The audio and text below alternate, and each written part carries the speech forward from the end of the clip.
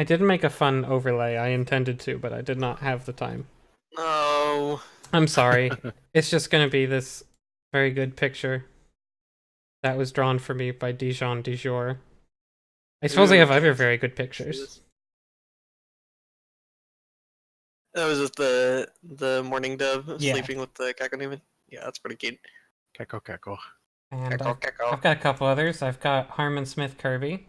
Hi, Shell Game. I've got this very good. This is a good joke for everyone who's played Killer 7.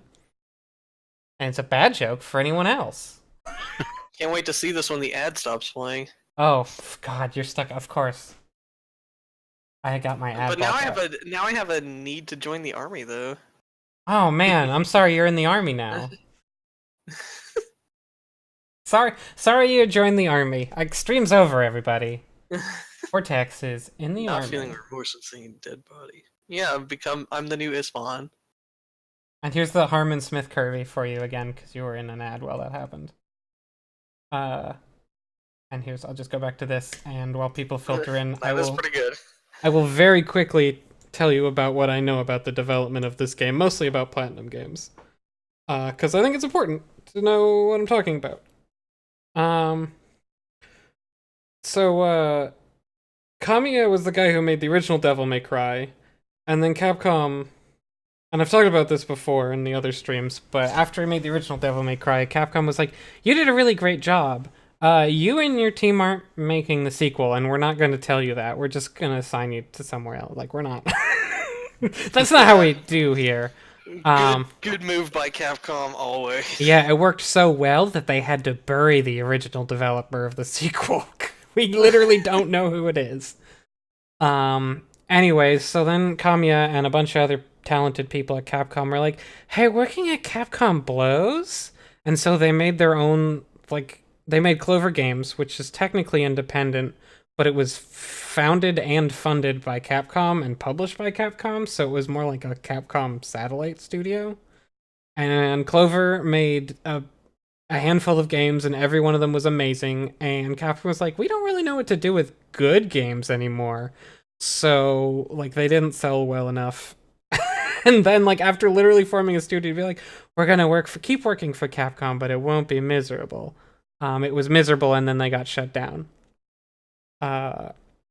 So they deleted the credits off of Okami. It's really good. Fucking did on the port. They deleted the credits off of Okami. Wow. Nice. Yeah. Power move. Yeah. When you play that Toast, you'll play the PS2 version. It's the only one that still has the credits on it. It's like when music, when you're trying to get somebody to music, it's like you can only listen to the vinyl. That's the only real sound.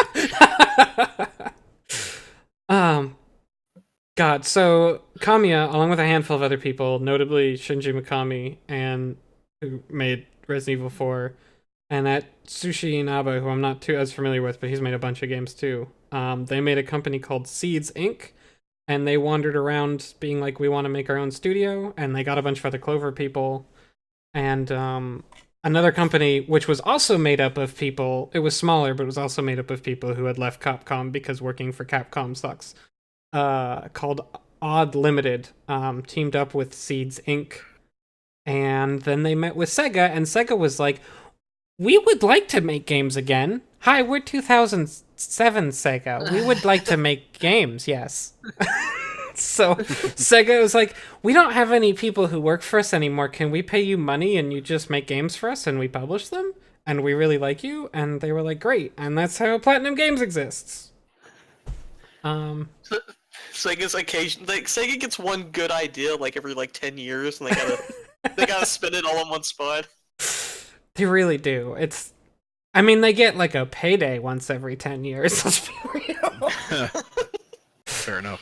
But yeah, by all accounts, Sega was actually very nice to work with them, and Platinum has always been grateful, and so being that Bayonetta's not technically the first game that Platinum Games made, but it was the first game they started development on. Technically, Mad World was their first game, and I'll stream that sometime, because it's crazy. That game is goofball. It's so goofballs, and they Doesn't also... that game have Greg Proops as an announcer? Yes, it does. Yes, it does. And he sounds very much like a member of the Insane Clown Posse.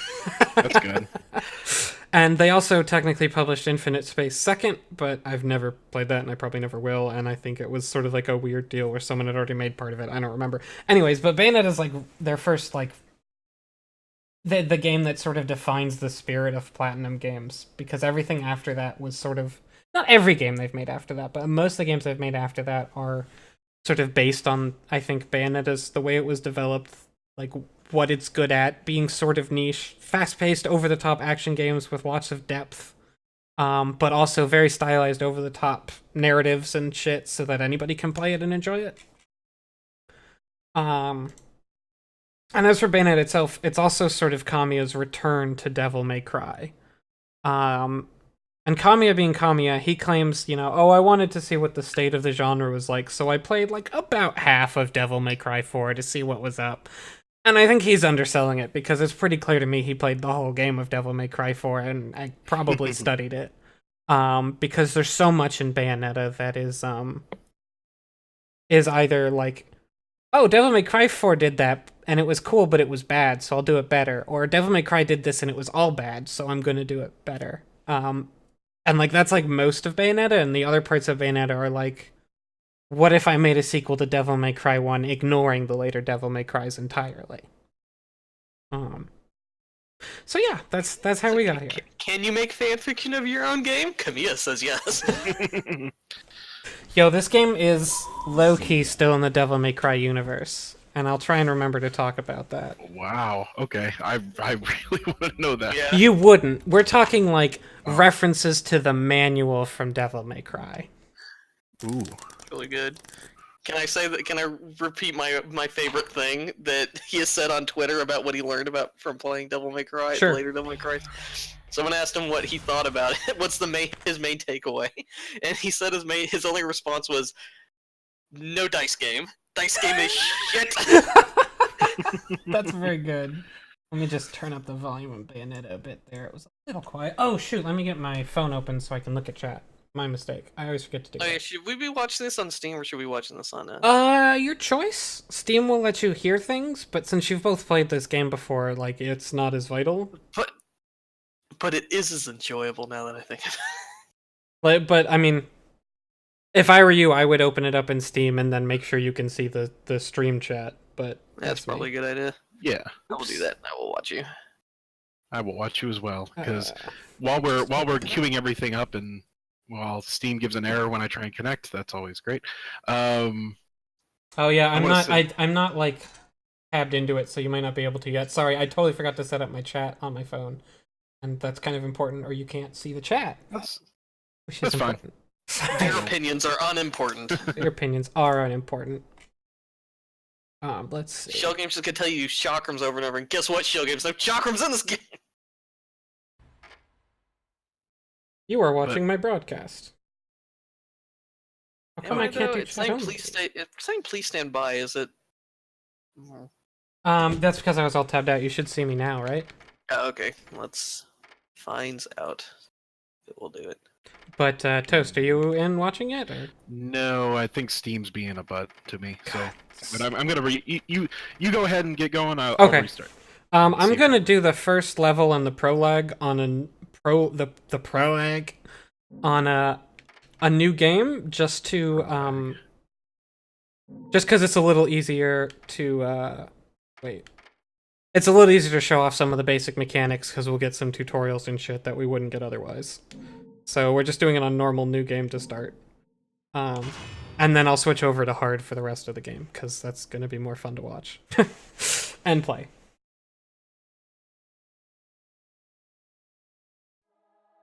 But here's the intro cutscene, which is, of course, very lengthy and really sets up the whole story. This super important story. It is very important, actually. Tell me if audio levels are alright, chat, by the way. It seems a little quiet to me, but I'm not watching. Anyways, actually, it just fucking throws you into the game immediately. It's very good. They don't even tell you what buttons do yet. You just hit buttons. I don't hear anything on Steam. You don't hear anything? Not on Steam, but maybe that's on my end. We'll find out. dwellers of the darkness, He should. and the lumen sages, controllers of So, like, the whole backstory of the game is just being told to you in the middle of this crazy-ass fight scene. And the fact is, your first time through, you literally, there's no way in hell you can pay attention to this text Yeah. and dialogue. It's really good. It's so fucking good. And, like, you don't even play this segment when you play through again on a harder difficulty and you're more ready to, like, listen. And you don't know what any of these buttons are either. You just, like, mash shit. It's Yeah, so you're just fucking like, good. What's happening? For anyone who's played Smash Brothers, this is the Upper and Clock Tower stage. That's why it's in there. Oh, yeah, it is. Yeah. Also, originally, according to Kamiya, they did record a few different versions of this opening dialogue. One is with a character that we'll see in a bit, Enzo, relating what this whole story is. Wait, are you telling me Enzo originally did it? Yeah. We're going to have him, and it's not in there, and I wish it was. Oh, that would be great. That's unforgivable. Unplayable. of the secret to the dark reaches. Years after the balance was lost, the war had ended. Anyways, all this shit about ancient wars and Umbran whatevers. It's pretty dang quiet, it's quiet. Okay, I'll turn it up after. Actually, I can turn it up right now. I'm gonna turn up a bit. It seemed quiet. Let me just do this real quick. Daytona. That's my default jingle. Okay, now it should be very loud. Probably too loud.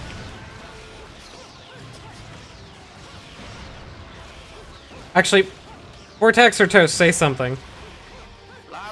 Okay. It's still probably a bit too loud, but I think that's appropriate for the intro, which is just overwhelmingly ridiculous. Which is really uncharacteristic of this game. Yeah, it'll definitely calm down after this and just be back to normal. I'm watching on Twitch. My Steam is being a bug, so it's fine. They launched the I'm working. I'm restarting. I'm restarting Steam. Fair enough. And subjugating those who wish to continue the struggle. Human faith in the miracles of their Oh, it's a big dragon face. witch hunts further. He's just a normal guy. The Umbra witches Yeah, that's a normal thing to have. That's a normal thing that's going on were right now. extinguished from the earth. So disturbing looking. But one. They killed all the Umbran witches. The Umbran witches and the Lumen sages used to hate each other, and then they got in a big war, and then they killed all the Umbran witches but one. And that's all you need to know. Now you can barely hear Portex Toast or the game. Huh. Okay, that's a little weird. I'll fix that once this cutscene's over, because I don't think I can pause it? Yeah, I'm not hearing it on Steam either. So Steam's weird about audio. It may not transmit the audio.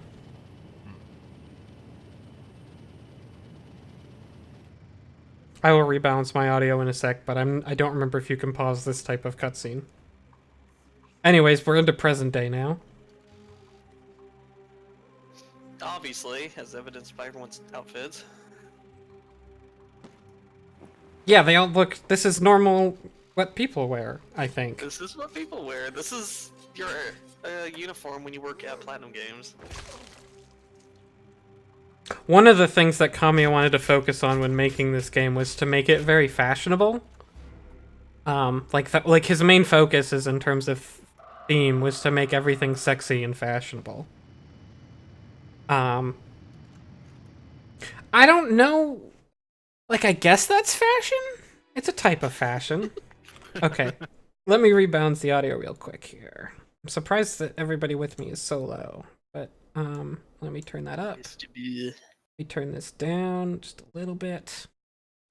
Okay, so that was the prologue, and now we're going into the first proper level. And again, I'm just gonna do this one a normal new game, just so that we get some tutorials and we can ease into the game a little better, because there's a lot of mechanics, and they all just. Sorry? Keep going. Keep going. Keep going. Who is what? Frank by Frank West in the chat. Oh, that is Julia, aka Lesbiathon. Oh. I see. She changed her name to Frank by Frank West, and then found out Twitch won't let you change her back anytime soon. So she's stuck as me now. This body swap episode is Unusual. Yeah, you don't usually have the body swap episode where one person just stays the same.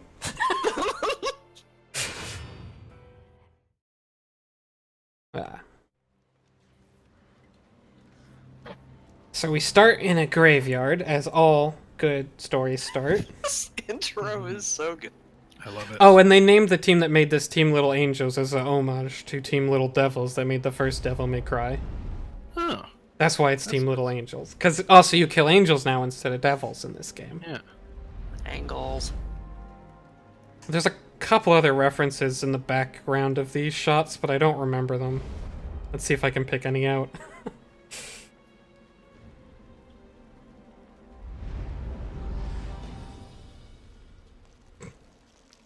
I do like that Kamiya has someone pee on his own gravestone. Yeah. Yeah, that was a nice touch. It's very good. It looks like Humpty Dumpty's taking So his here's the last guy fall. who could have narrated Even all that that intro. man was Enzo. scrambled in the end, right? Eggman is named after that I Eggman. still There's don't get why the heck because they were so grateful to Sega, they made a ton of Sega I just references. drop off the merchandise. Basically throughout the whole game, there's just a billion Sega, more than I'll be able to remember to point out. Reading the good Lord's book ain't gonna do much. There's some really obscure ones. Been waiting for this asshole to get whacked for ages. Please. Now, look around. There's no love lost for old Humpty Dumpty. But you gotta keep the outfit happy. We don't Is take this the care of most him, sedate the they game ever take care of gets? us. This cutscene? Yes. Yeah, I think so. I was just thinking, like, wow, this is actually very slow. I've been skipping it since I played through But repeatedly. hey, it's that kind of town. I'm counting both games in this as well. Incidentally. Of course, the pay's not bad either.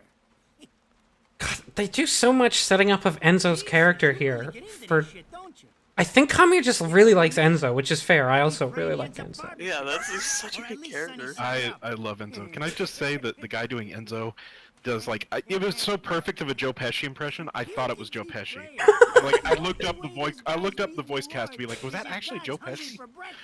But it's not. Also- But the guy does an amazing job. Also worth noting is that for the first Bayonetta, they could only afford one language track, so they went with English. So everything said in this game is not the result of any weird translation or any weird best fit. This is all what every character is supposed to be saying. Originally, there is no Japanese alternative. What the fuck?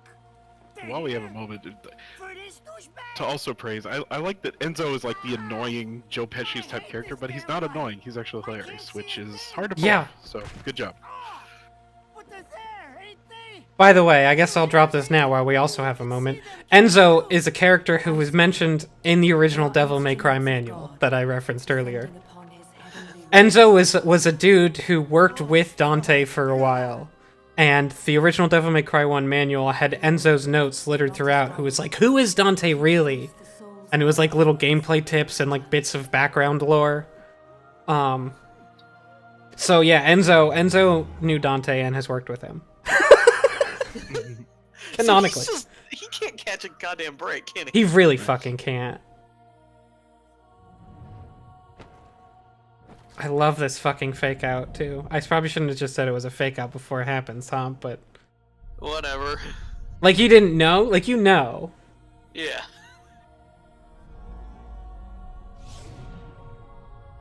I like how they just sort of set up this crazy world and rules and they never really tell you it, but it's all consistent. Like she just went through a portal and went into like another. We'll learn more about that in a bit, but like it doesn't really make sense, but it's there and it makes internal sense. Bang, bang. Oops, never mind. It's an action game. Here we go. Get out of here, you angles! That is the longest Bayonetta goes without hitting somebody. In her life. Literally, maybe ever. You look tired. Let me tuck you in. She literally threw a fake funeral to get more angels to show up because she wants to kill angels so bad. And that resonates with me. That feel. Come on, it's my freaking birthday! Also, I am swinging them around.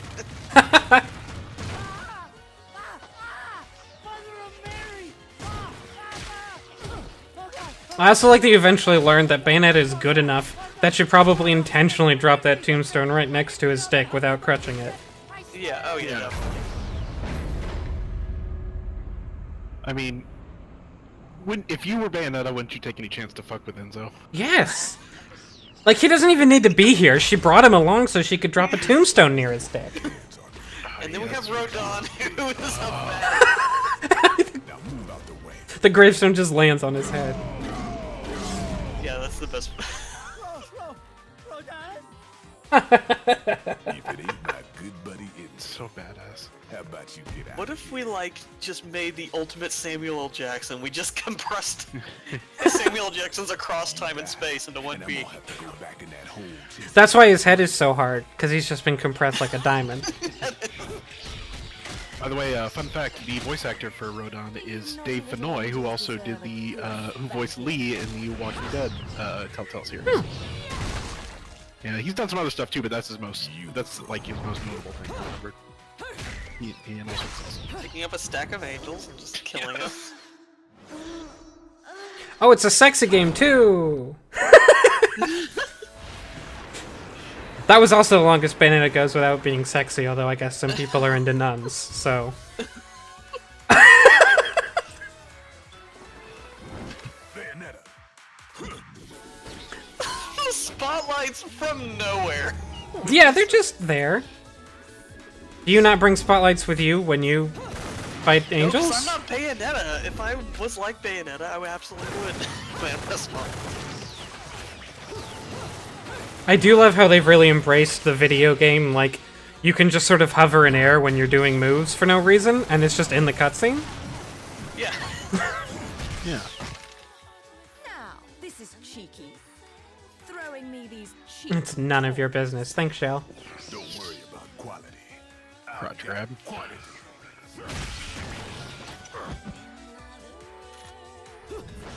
If I remember correctly, Kamiya's only requirements for this character when he passed it to the character designer was, she has to be a fashionable lady who is also sexy, and she needs to use 4 guns. I think I heard that they went through a bunch of different designs and then eventually just came back to the first one she drew. Yeah, no, they literally for a whole year they worked on designing the character, and then they went back to like almost the first design. Comparatively, apparently designing John, who we'll meet in a minute, was very easy, and they did it like it was just first try. Like, this is just correct.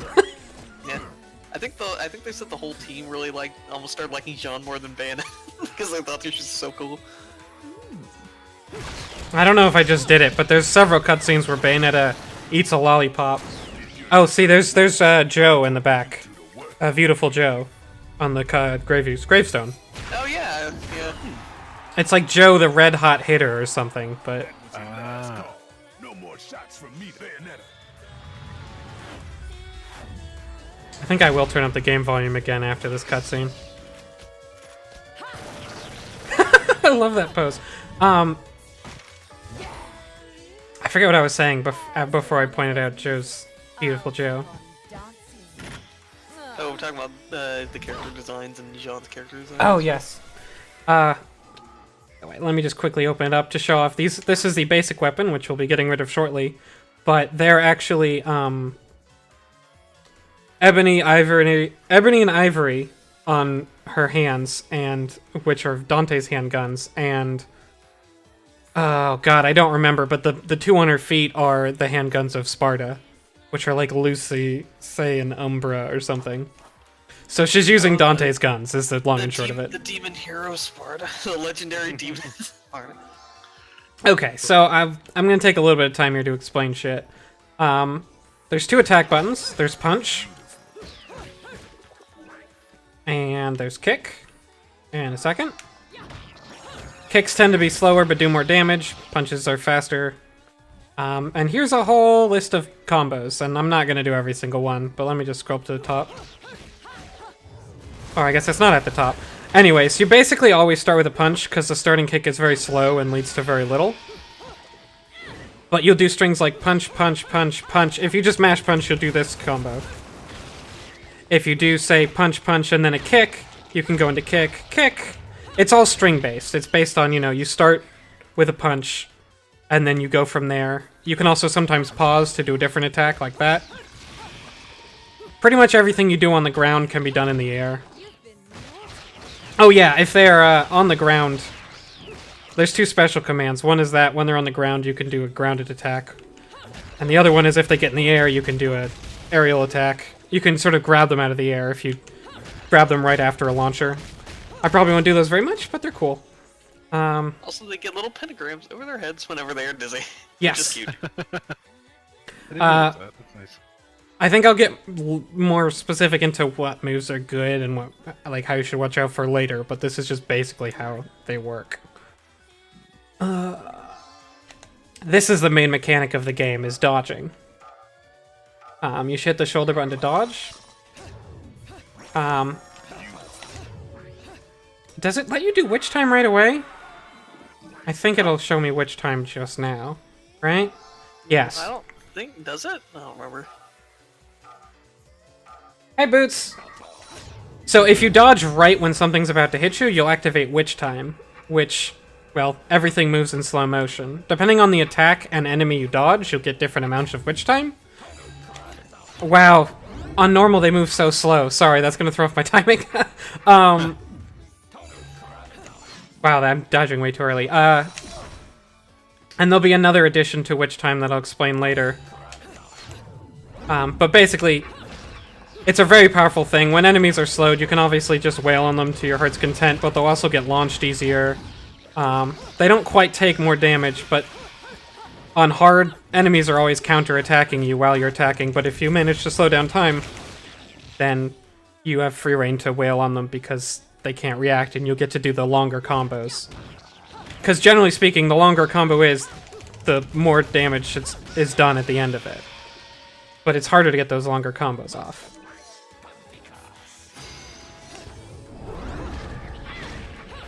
There is a lock-on in this game. It works basically the same as Devil May Cry. I almost never use it, and Kami actually thinks you should try not to. Oh. There are... This is the currency of the game, which are halos, which are also just sonic rings. Yeah, really good. I didn't get that connection until now. Yeah, it took me a very long... I literally had... Someone had to tell me. Wow, nice hit. So, that is the basic elements of Bayonetta combat. You try and get together the long strings, chain them together, hit them in the air if you can launch them in the air, and then dodge when they attack so that you can put them into slow motion and keep attacking. Oh, you're all over there now. Wow, I don't have so many moves. And I think it'll teach me a little bit more in a second about charge modifiers. But let me just wail on these dudes for a bit first. So you'll know, it didn't really show up that, but my first hit didn't stun that guy. But then I went into Witch Time and my first hit did stun that guy. That's kind of what I'm talking about, how Witch Time doesn't just slow them down, but also just makes it easier to hit them. Because there's a lot of moves you'll do that won't actually, like, stun someone for long enough that you can keep hitting them. Because they'll just sort of hit through your attack. Oh, Shell, are you actually playing Bayonetta at the same time you're watching me? I don't think that's going to work very well. Extra Bayonetta. Double Bayonetta. Aren't you supposed to... Bayonetta. I feel like the game's supposed to teach me something right now, but it's not. Huh. Okay, here we go. I was like, there's definitely supposed to be a tutorial right now. So this is charge modifiers. Every weapon has a different one of these, but for all the ones that are guns, basically anytime you hold a one of your attack buttons down, you'll sort of pose in place and do one of your cool-ass poses, and you'll do a special ability. And for every weapon it's different, but for any of the weapons, it's basically just shoot bullets everywhere. And sometimes... for Magic Gun to do. Yeah. Well, these are actually ordinary guns, explicitly, which is why they're bad. We're gonna get magic guns in a minute. But yeah, it's handy for people who are far away. For the pistols, it's handy to just sort of keep shooting people. To rack up more damage, to hit people who are far away, or flying enemies, or what have you. And this is another special move that's different for every weapon. But basically, if you do a full circle and hit one of the buttons, you go into bullet climax, With most weapons, this isn't actually a very good move, but with pistols, it's alright. But you basically sort of go behind the shoulder. You can do it with what's on your feet as well. And you just sort of get to freely shoot. On hard, it's something that's kind of hard to pull off for a long time. And it takes so long to get into. It's not super useful, but some weapons have very good bullet climaxes. I think that the bullet climax concept is sort of an idea that they didn't quite make work. Like, I think he kind of wanted to get across the idea of, like, oh, you're actually using guns, so sometimes it's kind of like a shooter. But it's not like a shooter ever. You don't actually want to play it like a shooter. Like, that's not even fun, so... Also, since Steam is not playing the sound, is it doing the Fly Me to the Moon right now, or is Yes. it playing something else? Okay. I love the remix. Camille said he really liked oldies and like old classic music, so he always wanted to put a classic song in his games. He apparently also really likes folk music, and Yeah. and that's like part of the inspiration for the songs in this game.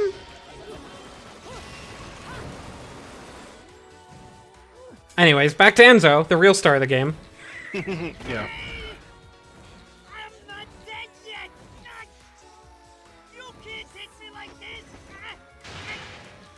It's against regulations, I tell you! Like, he's literally not part of the plot. I have to stress that enough. There's some really cool tiny details in this game, too. Let's see if it's here. There's like a single scarab beetle here. Or no, rhinoceros beetle. As far as I know, that's nowhere else in the game. I don't know why it's here. I just noticed it once. There's a lot of very tiny details like that that is just like... Like, there's a surprising amount of very small animals that you'd probably just miss. That's the only one I think is only in one place, but... Oh yeah, there's a double jump. It's a double jump. You use butterfly wings to do it, but it's still a double jump. Dunk. Damn it, who did that? I just bought the damn thing! Again, establishing that we're in some sort of alternate dimension where Enzo cannot see us. Although for a new player, they probably don't get that, so it makes no sense that Enzo can't see you. Like, because they don't explain it.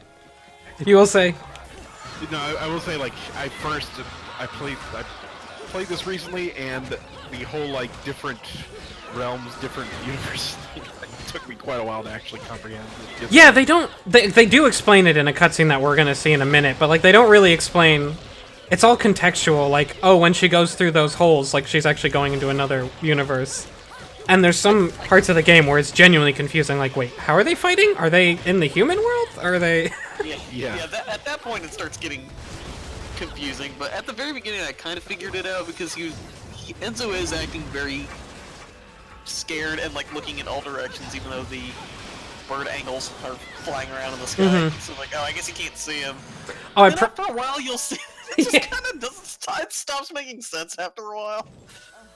I probably should have said that's a new enemy. Touching these toys. Oh, I didn't point out the.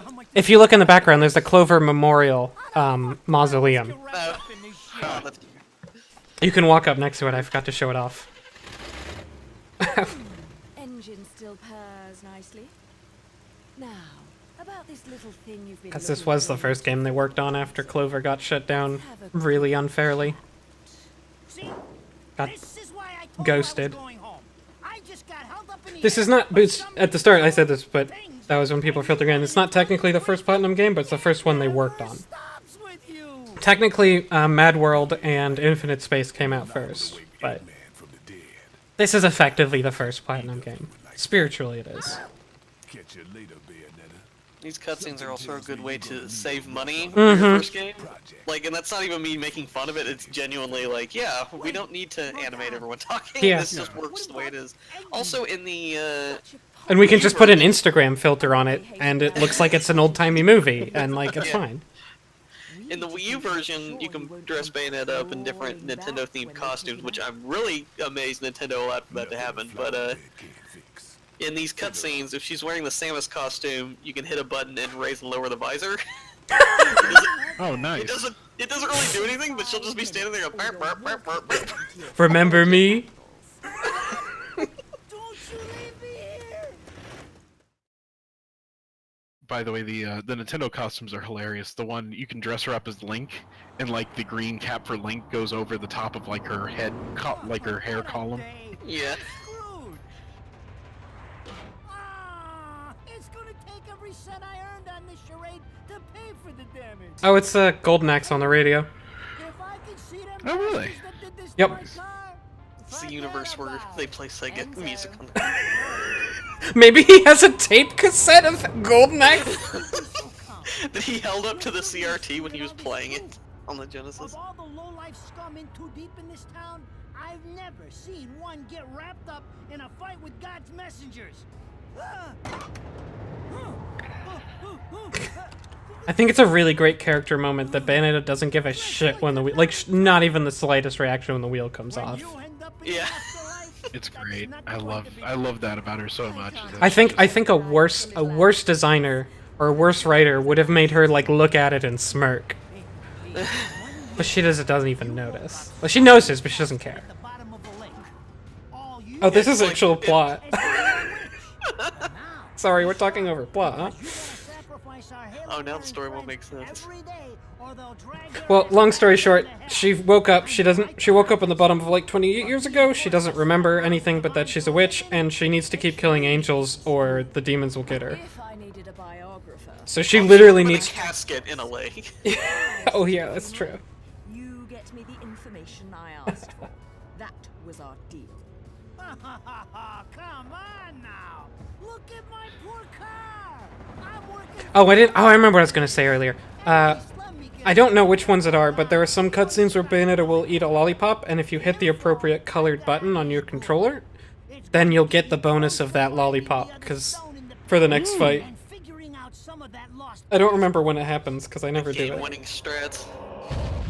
So you could take this to GDQ, Frank. Because, I don't think they would ever show this. She gets naked a lot in this video game, so I don't know if they ever actually happen, but... After jewels instead of cash, just like a girl. I wonder if that still works on the Switch version, just the equivalent, because the Switch doesn't have colored buttons. Enzo, someone's given you a present. Too bad. I can't stand bugs. Oops, Enzo was bugged, and he just revealed the whole backstory. Bayonetta doesn't care that much. She's just kind of moderately annoyed, but not even... Oh, there was a weird-looking car. I'm sure those won't show up later. Yep, never. God, I love how insane just the world design. Like, what kind of weird-ass steampunk bullshit is that car that was behind them? It's like a future buggy. It's like a Model T.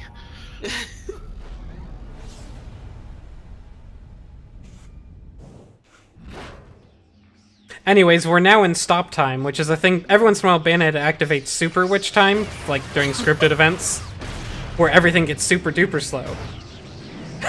This is so good. I forgot this bit. This is the best way to introduce a character. Wasted. Fly away. Oh yeah.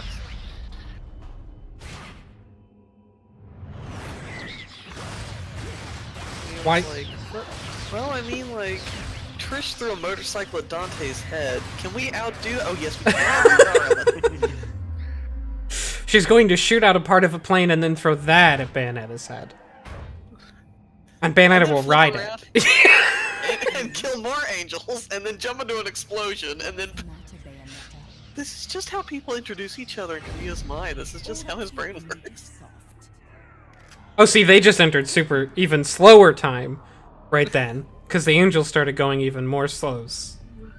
But sometimes the angels go really slow too, because they're about to speed up.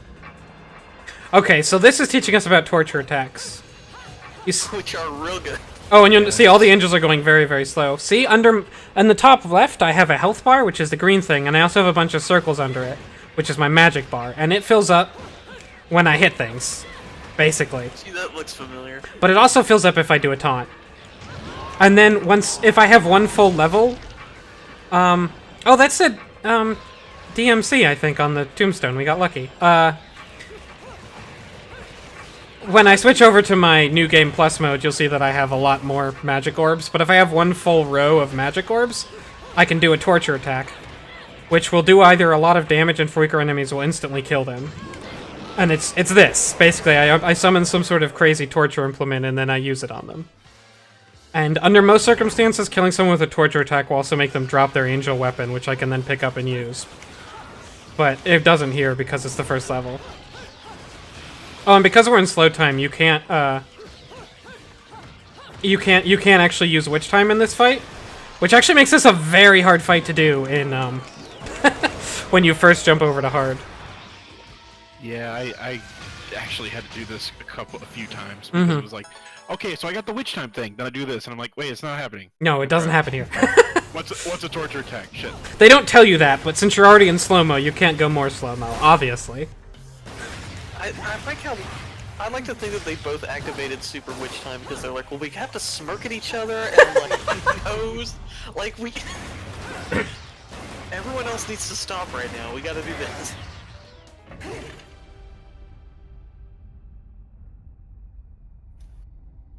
Which goes, I bet the original Dramatis for the set Enzo Joe Pesci ×3. Yeah. Ultra Pesci. Oh yes, then the truck. Yeah, you know, a truck. You know. Platinum coffee, get it in the back? It's because of Platinum games, it's fine. They do that in Wonderful 101 too. They give billboards for Platinum games. I think the street sign we saw for like a split second is a Sega reference too, but I can't remember. Oh, I'm starting to remember stuff right now. And those damn legs sticking out of the car. So good. Oh, and in case it wasn't clear, the way to beat that fight is to do 3 torture attacks, not to kill people. It's to force you to do torture attacks, but it's also a neat little gimmick in the harder difficulty levels. Those assholes sure know how to get attention. Even perk the ears of the hotheads down home. You don't say. It's getting harder and harder to tell the worlds apart. Oh, now he's going to tell us how the universe works. With liquor. Human world. As you do. Inferno. Also nice Devil May Cry font for the Gates of Hell's sign there. Paradiso. Who can tell the difference? Even harder with Purgatorio in the middle. Fight Even hardier with exposition. Why the sudden interest in metaphysics? It's a balance, right? Even if some of them like messing around with the humans, we've all got a stake in the status quo. But people keep fucking around like this, the Book of Revelations is gonna look like Mother Goose. Heaven and hell are And so gonna just go hanging out. straight for each other's throats.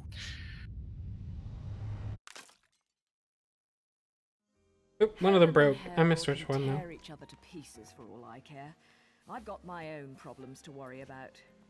Something's up. Everything was a bit too bracing. I do like this bar a lot. Enzo's tip makes the timing too perfect. This reeks of a setup. Someone in one of those. Yeah, it's mundane, but there's like evil like Giger. Yeah.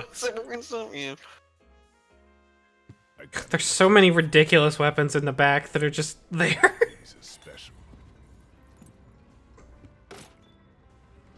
So now we get our first real weapon. Built from an alloy. The handguns are sort of a joke weapon that you unlock for beating the game once. Don't break these, because they're one of a kind. But these weapons are magical.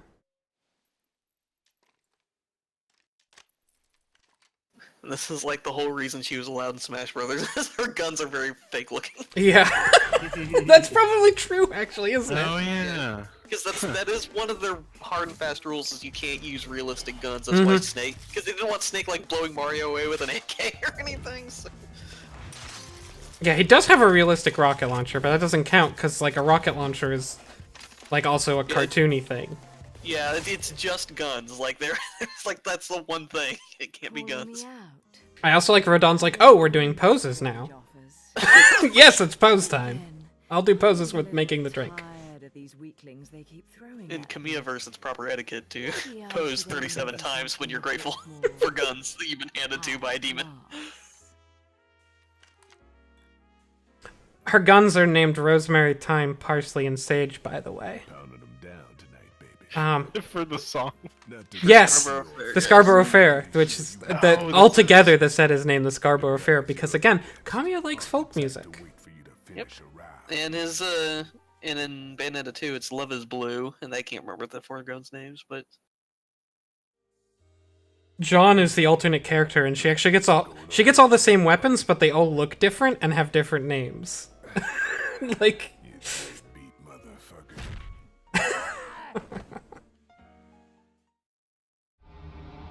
there's a lot of effort put in. I know her drinks are going on your tab, and then he drinks it. It's just like the disrespect. Oh, I said them in the wrong order. Sorry. Okay, I'm gonna switch over to my New Game Plus mode, which is gonna have all the weapons, but I'm gonna try and introduce them slowly. Oh wait, first there's this thing that happens. This happens at the end of every level. You do Angel Attack to get bonus points, basically, and bonus items. Oh, it's gonna tell me. It's just sort of a little mini game. Yeah, but this can get if you get a high enough score, this can get really helpful if you're Oh, yes. good at the game like I am. So on controller, this is kind of difficult, and you have to learn everybody's hitbox. But because I'm playing on PC, well, I'm actually doing pretty. Oh, because I've got sensitivity up. Whatever. I still got enough. Not that it matters, because this isn't a real file. I'm not going to keep it. So you can buy a whole bunch of different recovery items and like power-up items. But these two items here, you can only get from here. This one gives you a ton more health, but only for the next level you play, and this one gives you 2 slots of your magic bar will recharge if you fully empty, but only for the next level you play. And those two are the most useful, and you want to purchase them, ideally. You do. But you can also use it as a cheaper way to get recovery items instead of borrowing them from the store. Yeah. Also, waiting to get extra recovery items without other means, which I won't go into. I'm sure you'll go into that later. But from the store, you can only buy them like one. Like they'll say sold out. You can only buy one at a time. Yeah, the way the store works is on different difficulty levels, you have a max amount of items you can get from the store. But I think the max is higher from the max might be higher from the Angel Attack? I can't remember. Well, I played on normal, and I knew I could only buy one of each item from the store when I went in there, but I could get extra of those items if I got them in Angel Attack. Yeah, I think that the cap is oops. No, I'm good. I think the cap is removed when you do it from Angel Attack, so you can store up even more. Okay, so that was on normal, as I said, so I could get the tutorials and ease this in a little bit. I'm gonna switch to hard now for the rest of the playthrough. One thing about hard is that much like the Devil May Cry games before it, the enemy things are all remixed. So there's a whole bunch of... Basically, they're going to put a whole bunch of high-level enemies all over the place. It's even more than in Devil May Cry. Like, they just sort of put them wherever. So I'm going to try and introduce enemies... Every enemy that gets introduced generally has a cutscene, so I'm going to try and just sort of introduce them with their cutscenes. And until then, you'll just have to see me fighting a crazy mishmash of enemies. If you see me fight an enemy I haven't talked about yet, I'll introduce them later. And as for the enemies I've fought so far, there's the affinities, which are the tinier guys, and the... No, that I've got it backwards. Well, there's the tiny winged angels who are sort of the default and have a variety of weapons. And then there's... Decorations. Are those the balls? Aren't the decorations the... I thought the decorations were the little... I think you're right. That got wings flying around. I mean, I could check it in game. In fact, I think I will do that. Nah, we'll talk about the Gates of Hell when we get to the Gates of Hell. Oh, I'm gonna switch my weapons up too. So, I asked around, and some whale in Europe is trying to fence a huge rock on the black market. He calls it the right eye. That's when Chad says, "Are those the Saying balls?" It's part of some set called the Thinking Eyes of the faces. World. Fits the bill of what you're after, don't it? Now, I am gonna have to look it up or it'll bug me now. the stone So- passes around the halls of power for hundreds of years, vanishes, and then the black market goes white hot for the thing. But the seller wanted an arm and a leg for it, to the point no one... So we're looking for this- price. This does happen in the story. Yeah! This is what starts the story. It's easy to forget. Yeah, I forgot about that. But so basically, someone put the matching setup to the jewel that Bayonetta woke up with. Of course, when you do, Um, don't forget your old I don't know how she knows that it's a matching set, but she does. And it looks like it's been conspicuously put up for sale specifically to draw someone out, presumably Bayonetta. better get going before Um, it gets cold. Off to the middle of So it's the right eye of the world because she has the left eye, or maybe I have that backwards. Yeah. No, you got that right. Cool. And it's in Vigrid, which is a weird European city that is very isolated, as we'll learn. And also insane, like everything else in this game. Yeah, this is an odd city to live in. Mix does point out that the jewel does look like a Chaos Emerald, which is probably Yeah, you know. purpose. Don't worry about the flaming tail she has. That's a bonus costume piece we'll talk about later. Oh. Huh. Bayonetta, don't worry about the flaming tail she has. It's just sort of there in this cutscene, huh? There are perfumes you can equip. Oh, this is showing, by the way, in this cool stylish walk, it is also showing like, oh, I'm walking through the normal people. Because in the Kamiya world, if you're a regular person, you might as well not exist. Yes. Unless you're Enzo. As much as he's a regular Well, person. still his situation is still pretty weird. We did take the long way around to Europe, but it's shown here that Bayonetta is traveling shifted to another dimension so she doesn't have to pay for train tickets. Which So, is what I would use. That's probably why she took the long way. It was probably the easiest. Any other mode of travel would have asked her to remove your belts, remove your shoes, your gun shoes, remove. I'm gonna need you to take all metal off your person? This is supposed to be paradise? Oh, and you're traveling with 4 guns. You see, you're not allowed to do that. Anyways, these are all the weapons I have, but don't worry about them yet. We'll introduce them slowly too. For now, I'm gonna equip the Scarborough Fair. So these are basically the same as the pistols I was using, only they're magical and more damaging. And because they're magical, they, like every other weapon, almost every other weapon we'll use, allows me to use Wicked Weaves. So a Wicked Weave is channeling my magic energy through...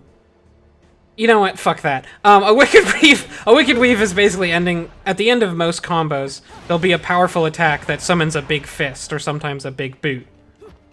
Which is, because Bayonetta attacks by summoning demons. And her magic hair is a conduit. And Yeah. yes, through the conduit of her magic hair. And so, which is just a normal thing to do, I think, probably. Her most common summon is Madame Butterfly, which is what she's summoning here. Whenever she summons a big punch or a big kick. And there's some combos that have 2, like this one. But basically your goal is to get to the end of combos so that you can hit with those. And if you put on the Peach outfit in the Nintendo version, it's big Bowser hands and feet that come out. So good. I don't have the Switch version, so please tell me anything in there. I do have the Switch version, so I should try that. It does make it does make Bowser noises, does it too? That's awesome. What was that X to examine? Oh, yes. You can examine the people walking around in this area. Everyone is wearing holy vestments. I won't be able to... So we're in Purgatorio, which is sort of the area between the worlds. It's like a level shifted up from normal world. But like heaven and hell can interfere with it too. But yeah, basically long story short, it means that we don't have to worry about anything. Although these people will react. If you shoot around, they'll be like... The people running away is really good. One thing about this playthrough, there's a lot of collectibles, mostly witch hearts, that, you know, they're like pieces of heart from Zelda. They increase your maximum health over time. Since I have all of them, they'll be replaced with arcade bullets. So if you see me pick up an arcade bullet, it was probably originally a witch heart. Nice. Talks about the ancient ruins, which we'll go to later, but as long as we're... So I mentioned those collectibles because I'm about to show one of the most bullshit ones. Because it makes no sense. You have to go up to the second level of this train station, and you have to destroy every single bench. Okay. No, I totally got this my first time playthrough. I actually did, because I spent a very long time wandering around this area, just like fucking around and like fucking with the civilians, and like literally a half an hour just like figuring out how the movement worked and everything and having fun. Yeah.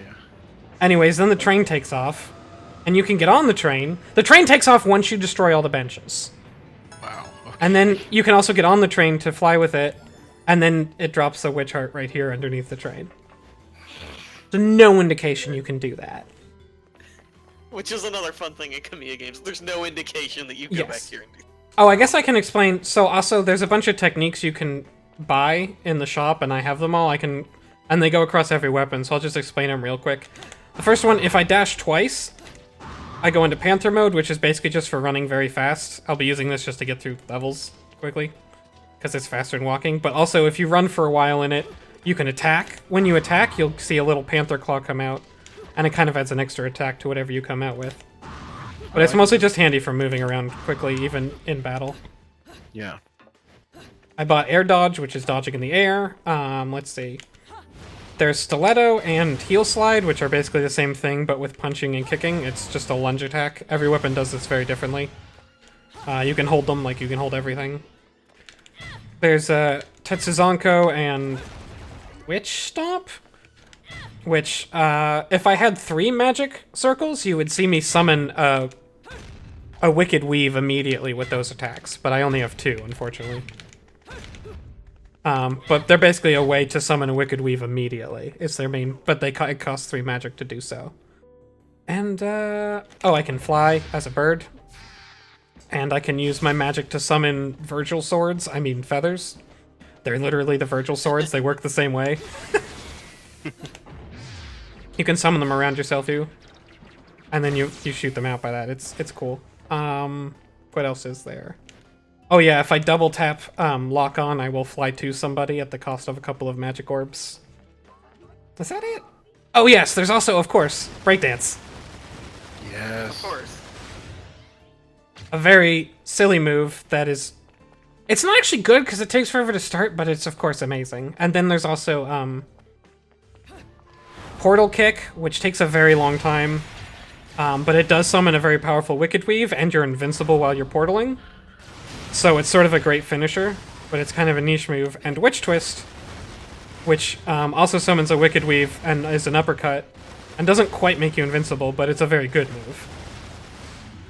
And Anyone who's been knocked off the top of the screen in Smash Bros. Will be quite familiar yeah. with Witch Twist.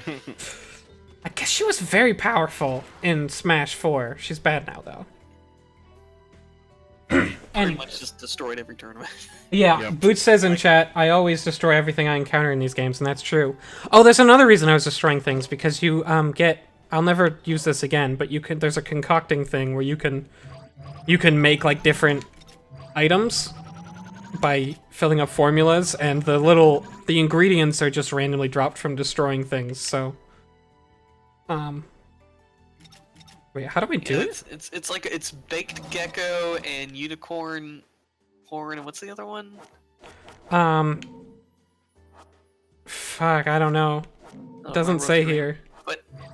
But it does give you green herb lollipop because, you know, Kamiya also directed Resident Evil 2, so got herb things. Yeah, there's a ton of items. They can heal you, give you magic, increase your attack power, make you invincible for a while. There's the holy water from Devil May Cry that does damage. There's the red hot shot from Beautiful Joe that brings you back to life if you die. Yeah. Oh, and these are the perfumes. They're all set. If I equip the weapon that goes with the perfume, I get an extra costume piece, like the tail you saw earlier. And there, I think that's everything I have to bother with about items, because I'll never use them. Yeah, Mandragora root, yeah, Boots is right. The green one. So we do set off the metal detector, which is interesting. See? That's why she's not in the airplane. Yes, that's a good point, actually. So the wooden doors are too closed, but thankfully there's this ancient sphere that is responding to a witch's power. We'll see these doors a lot. You basically just have to break them, and then they open up, and then they reform after you. And there's an angel statue and a gargoyle statue. This town, we'll learn soon, was inhabited by both witches and sages, their light counterpart. And it shows in all of the architecture. They were pretty obsessed about it. Oh, and this is a key. It's our first weapon that we pick up. It's not really a great weapon, but it is a weapon. Wow, you don't auto-lock, huh? It's a very awkward weapon to use, actually. Wow, it takes forever. It also has another tech, which is better. Also, if you're dressed in a Link costume in the Nintendo version, it will give you the doo-doo-doo-doo sound whenever you pull a thing out of it. That's very good. And all of the angels will drop rupees instead of Nice. Anyways, in Bayonetta even, a key is a thing you kill angels with. It's the long and short of it. And there's a statue here, but one of them is broken. Oh, I guess that means we have to fight people. That's what it means. Oh yeah, it also does the Zelda. You put the key in the keyhole and stuff like that. I guess I can introduce these characters now. These are Joys. They're kind of Bayonetta clones. They'll just sort of do variations of Bayonetta's moves. And they'll periodically switch weapons between her pistol, her whip, and her sword. And just, they tend to dodge a lot and specialize in multi-hit attacks, but not doing a lot of damage. It was like, we already have this rig, we can just swap out the model. Save time. Oh, and the language in this game, both the written languages that is used in magic things and the spoken language that Bayonetta uses to summon demons is all in Nokian, which is a quote-unquote real magic language from the 1600s. 1700s? I don't remember. I just looked it up, and I've already forgotten. Anyways, it's basically just English, but with, like, symbol swaps. Some dumb spiritualist made it up and said that the angels told him it. Angels weren't very creative. Anyways, these statues introduce us to Witch Time again. We can manually get Witch Time from them, basically, but it's also telling us when we're in Witch Time, we can run across water. Which is cool. And there's another one. Bowser Hands is really funny looking. Just pointing that out. Yeah. So now that we've made the elevator, what do we want to do? Obviously, it's backtrack time. Clearly. This game throws the stupid backtrack at you right away to get your first Alfheim. These are bonus areas that you have to search out and find, usually just by backtracking before you hit a point of no return. And they're areas that are sort of like little bonus things. Some of them might be too much of a pain to do on stream. We'll see. I'll just sort of try each one at least a couple times. These little fake bonus missions. Yeah, this one, the special gimmick is that you can only defeat enemies in Witch Time. If I try to attack them normally, I think I'll ricochet. Yep, I'll ricochet off. Wow, I immediately got hit. Oh, by the way, worth pointing out that the reason that the Witch Time thing happens with those two statues is that the game tells you that if you're blaspheming, then the judgment of God or whatever goes upon you, so that's why that lightning bolt tries to strike her. She gets naked in front of the statues, and then a lightning bolt tries to hit her, and if you dodge it, then it's Witch Time. Wait, is that really it? I didn't know. I thought you just... Huh. Yeah, it says it somewhere. I don't remember where. It might be at the beginning, but I think so, yeah. I never got that. Yeah, she poses naked, and then God's like all pissed off and tries to hit her with a lightning bolt, and so dodging this one kicks off Witch Time. Yeah, I didn't know that either. I just thought it was like, oh, you do this thing to activate it. I didn't know it had that delightful lore behind it. Yeah, that's so good. So she just gets naked. Yeah. Oh, one thing... Lady, huh? I'll show you. As long as we're talking about... there was one move I didn't mention. It's Bat Within. It's kind of hard to show off intentionally, but, basically, if you ever see me turn into a bat after I get hit, wow, it's hard to talk and play at the same time. But if you see me turn to a bat after I get hit, it means I actually got hit, but then I activated Witch Time.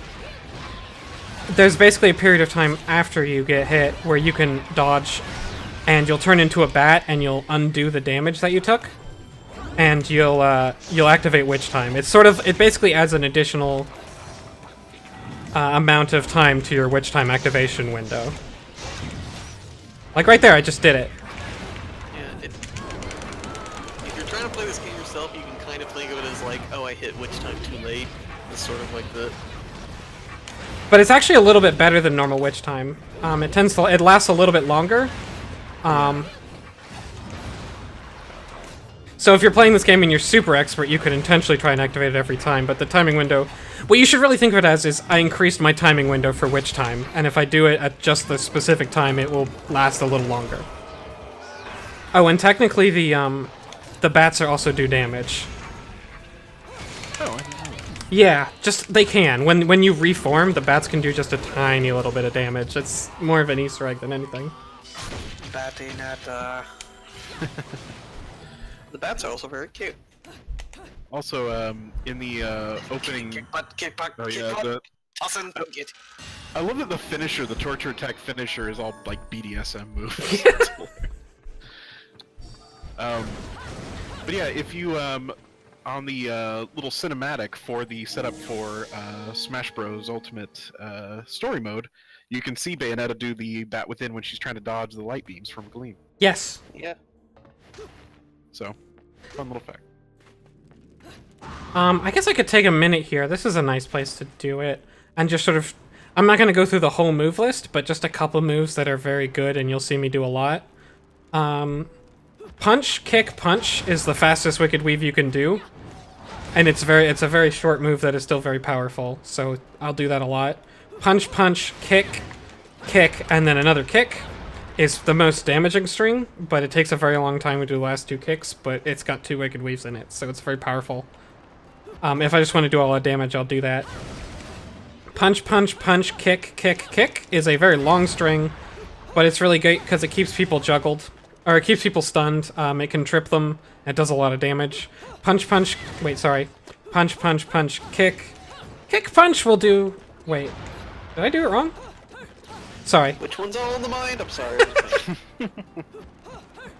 3 punches... Test me, I'm sure you'll find. 3 punches and a kick does a launcher, which is very handy, because launchers are good. Oh, I can also hit back and attack while I'm locked on, and I'll do that, a launcher that way, just a basic one with no Wicked Weave. And 2 punches and then a delay. Wait, actually, let me show the delay for a sec. This game does a really... So, there's a bunch of moves that are done by delaying, where you, like, wait a moment, and then you do the move, and you do the punch. Yeah. Like this one? Timing is weird. I tried. The timing is pretty difficult to do because they don't want to force you to stand still for too long to do it. But here's a fun hint. They do a bunch of really cool things to show off what you're doing. Watch her guns when I attack twice. And also listen, although you probably can't hear it. After she does 2 attacks, she spins her guns for a moment, which looks cool. As she sort of doesn't put them away, she's still holding them. Oh yeah. But this period where she's spinning her guns and that noise is your cue that that's when you can do the delay move. Oh, nice. I did not know that. Yeah, They that's... also put that animation in Smash Brothers as well. Whenever she's done attacking. You can't do it. I don't think you can do anything with it, but it is in there. Yeah, I don't think she has any delay moves in Smash Bros. That'd be weird. Hold on, itchy. There we go. Frank's itchy, you guys. I am itchy. My ear is very itchy. Well, that means people are talking about you. No, that's ears are burning, isn't it? I have no You idea. mean itching and burning. So this is where Rodon is like, hey, I'm a gameplay element. I love this cutscene. I got something to say about this cutscene. It's making my buddies downstairs awfully nervous. And your point is? Rodon doesn't tie up his Some boots. places in this world are closer to Paradiso or Inferno. The rat hole of a town you and I live in is close to both. But the Vigridians, it got a special air about them. They're closer to Paradiso than anyone should ever be. That shit just plain creeps me out. Bunch of gross Someone churchgoers. shop here and score me some halos. These stupid Damn, rings are worth churchies. a fortune back home. Since it seems you're spoiling for a fight, if you come across any of these, bring them to me, and I'll hook you up. Another one looking to line his pockets. I'm beginning to see why Enzo is so fond of you. Real cute. But let's get one thing straight. Your fights are yours alone. I'm only here to watch my handiwork in action. So don't get any bright ideas about coming to me for help. I refuse to help at all. You get one thing straight. I'm not the slightest bit interested in the fact that you made these guns. If you get in my way, I will... Oh fuck, I forgot this the line. Americans put it. Mm-hmm. Oh yes. Bust a cap in your ass. Right on, baby. Right on. Because she's so authentically British.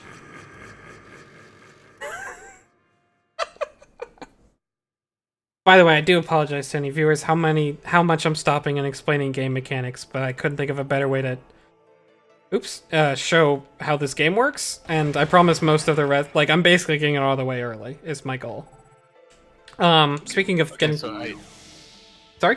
I did just want to say something about Sure. that cutscene. So Interrupt I me first anytime. played through it recently, and it took me a while. Mhm. But Make a deal with the devil. I was telling Vortex about it when I was first playing it, and I said, "Yeah, Fucking with that bust a cap in your ass line really messed me up. Something about Bayonetta, just saying that line in that accent is just like, I kind of had to put down the game and think for a second. Like, there's just something about that." So yeah, I won't be going here again, but I figured I'd just show it, for the sake of completeness. This is the store. Rodon runs it. You can buy items, you can buy accessories. You also go here to get weapons, which you get by assembling records that you find throughout some of the earlier levels. And then he plays the record, which draws a demon out of hell, and then he goes into a portal to fight the demon from hell, and then he comes out and he's all, like, bruised and beaten up, and he's like, here's your weapon, I turned the demon into a weapon. So all of your weapons are demons. And also, and all of the songs are interesting choices. Oh yeah, that's true, all the songs, in fact, I still have some of them, but I guess maybe I can introduce them as I introduce the weapons.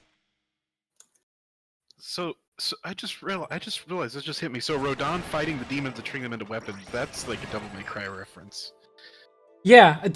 the fact that the weapons are all demons, Yeah. I don't even think of that as a reference so much as, like, that's just how Kamiya thinks the world should work. Maybe that's how he thinks it does work? In another fun thing in the witch heart Nintendo up here. version is that you can get a because first off, the game says that the records that you pick up are made out of crystallized angel voice. So just throwing that out there. But also Angel voice? Impressive. I think it's voice, I believe, because it's like them singing. I don't know, dude. God. Kamiya's a weird boy. But the one Run! thing it's in the Nintendo version, you can get a bonus weapon. If you pick up the hymn that's the theme to Mario 64, he will give you a chain chomp that you can use to fight everything. Nice. Wow. It's so. No, I wanted to play this through authentically, but I think when I do a replay, I think I'll have to play it with all the Nintendo stuff on it on Switch. Yeah, I would That sounds hilarious. very like to have that. What was I about to say?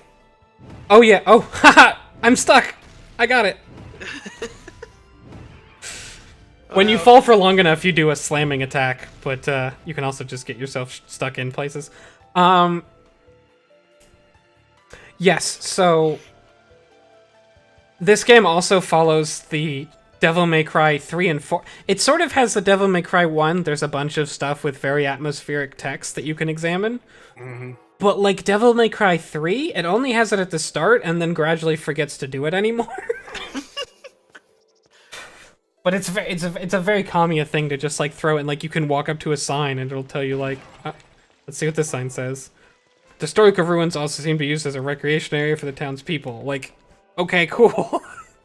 I mean, it's cool. It's letting us know that these townspeople live in the ruins, but... I think my favorite flavor text is on like a bench or just any bench, I don't remember, but it mentions that how Bayonetta breaks stuff while she's in this purgatorio, plane of existence, will cause things to get broken in real life.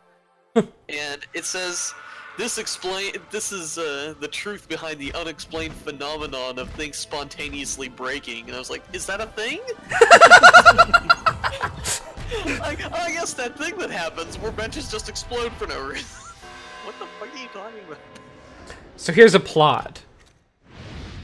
They're the big basic angels, basically. Sometimes they have a big spear, and sometimes they have a bow. The bow one is way more dangerous, because it has a melee attack with its bow that is ridiculously fast. The bow part of the bow angel is not dangerous, but this is a spear one, which just sort of commands other angels.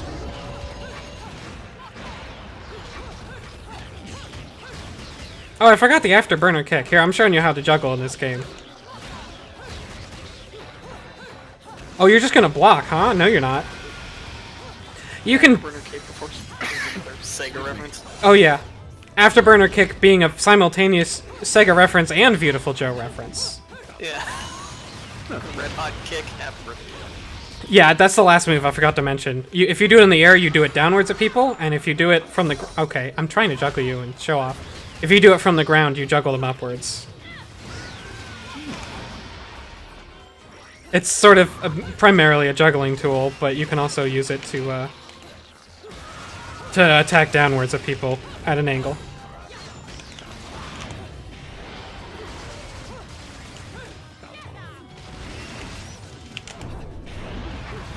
Oh, and this is the fight where they introduce you to the concept of weapons, so they make every angel drop a weapon when you use it. And each weapon has a little health bar on the left side, and you can either do a punch attack with it, which is generally sort of a series of hits, or you can do a kick attack with it, which generally uses up more of its health bar, but is more powerful. I didn't know that you pole danced on the... Oh, yeah. Yeah, no, that's actually probably the most powerful of any angel attack, is the pole dance one. Of any of the angel weapons, that is.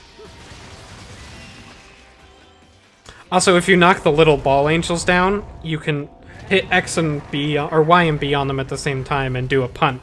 And punt them into other angels, but... Yeah. They're usually dead before I get a chance. Damn angles. And here's our first peek at Beloved. Very large dudes with very large axes. They're hard to stagger, but if you hit them with a lot of Wicked Weaves, especially in Witch Time, you can stagger them. And once they're staggered, you can keep staggering them. Eventually, these guys won't be dignified enough to get big finishers, but this is what it looks like when you kill someone huge. Bayonetta summoned a big old demon. Yes, Gamora. Giant air dragon with jewelry. It's great. Hair dragon. My hair does this sometimes. Thank you not to make fun. So one thing about torture attacks is that when you kill an angel with them, if they have a weapon, they will drop it. Outside of this fight, it's generally the only way to get angel weapons, actually. But in this fight, they just drop them a bunch so that the player's like, oh, angel weapons. Anyways, obviously it's time to backtrack again to fight more angels, because there's an opportunity to fight more angels. If you backtrack to here, we get to fight these dudes, who are mini-bosses we'll get introduced to later, but for now I'm just gonna beat the shit out of them. As you do. Oh, nice. Oh, I should have explained parrying. Shit, I'll do that in a second.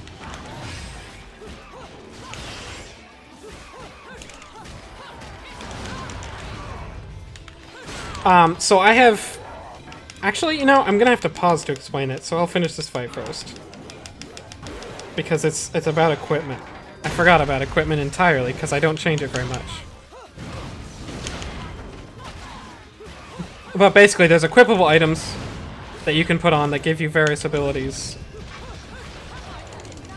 Ah, man, just die already so I can talk to the good people.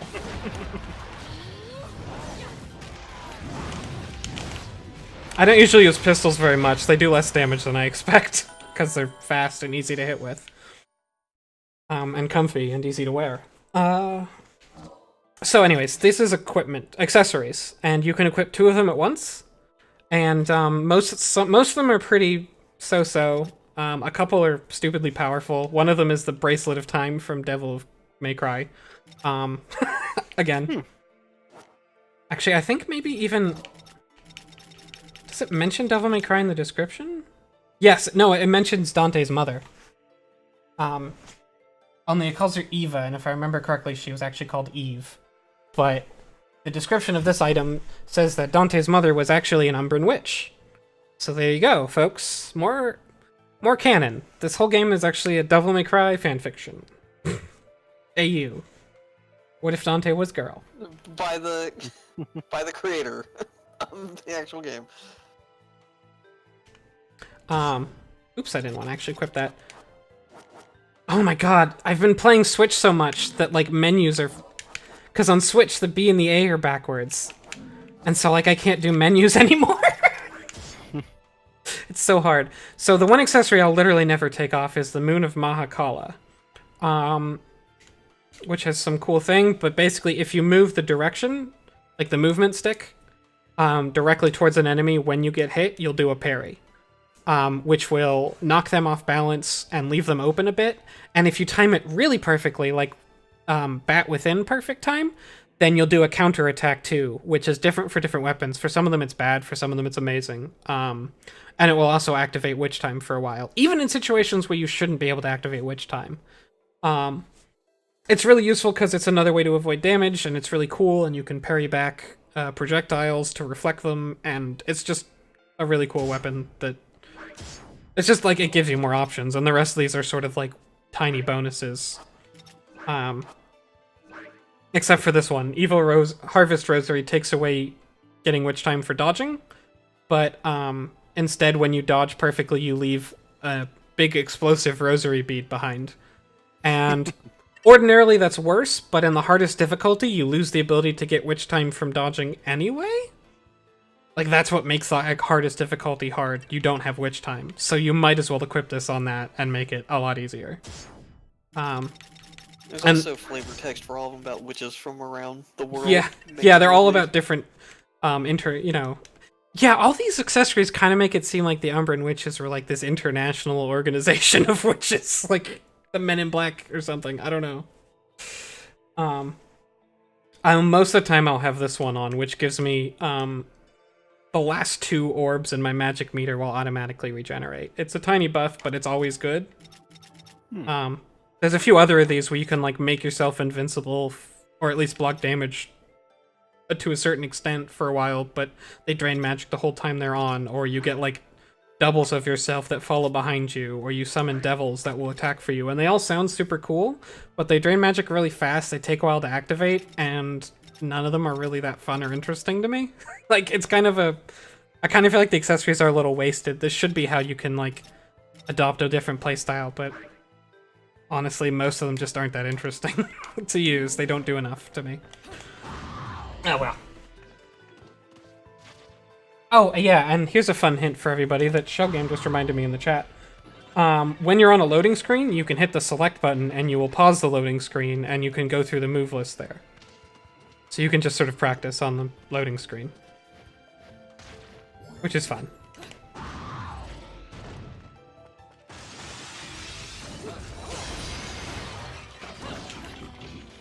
Okay, fine, I'll jump and avoid it.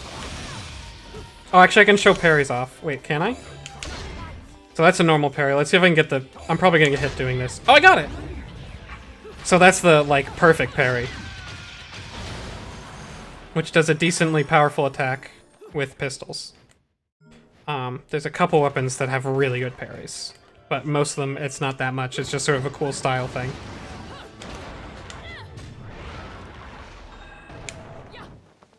Anyways, flashback time!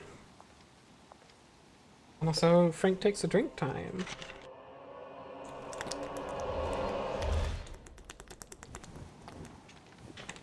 So this is a flashback, but also... It's not a flashback because Bayonetta is clearly surprised that she's here. That's not how flashbacks work, generally. So you can sit here and reflect back his projectiles and shoot him to kill him, but that's no fun. So we're gonna go over here. And this fight's also intended to show off, like, you can fight long range if you want to. By, like, holding down the charge modifier. You don't do tons of damage from long range, especially not with the pistols, but you can. Or you can do the Wicked Weave summons from the Tetsuzanko and the Witch Stomp, because both of those are actually very long range. Oh, Tetsuzanko, by the way, is Akira's move from Virtua Fighter. It's a signature move. So it's just another Sega reference, because they're super grateful to Sega that they're allowed to exist and they don't have to work for Capcom anymore.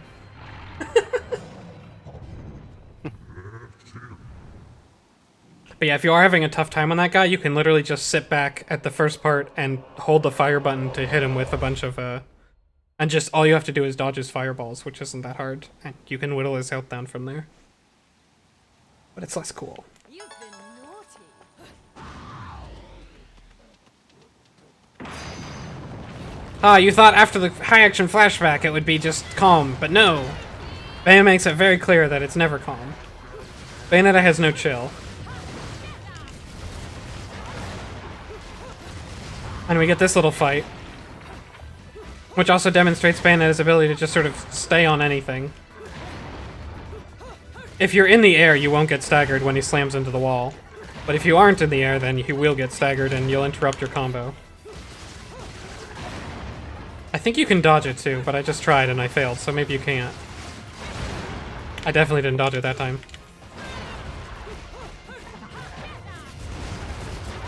Anyways, once you whittle him all the way down, we'll start fading out over here. And there's a quick time event that will kill you if you lose. There's a lot of those. They probably shouldn't exist. I lost a bunch of these. Yeah, no, like your first time through, you're just gonna insta-die on quick time events, and that's just the way it is. Oh, I died all the time on Yeah. those, God. Especially some of the later ones where I'm not expecting it during cutscenes, and just like, oh, alright. Oh, the Wonderful 101 quick time events, you actually probably should die on at least once because it's always kind of funny. They have like a funny, stupid thing that happens when you miss them. Is any of them as good as the Spider-Man one? I'm going to die. I'm going to die! There is one that confirms that Wonderful 101 takes place in the same universe as Beautiful Joe. If that does anything for you. Yes, actually, it does. It's very Kamiya that he would put that there. In case you didn't see it, depleting this guy's whole health bar gives me a prompt to start the climax, which is summoning a demon to kill people, which is also how I climax. Very similar. I'm sure this entire game was just when someone told me, now in English, climax can mean multiple. Oh, I should make a whole game about this.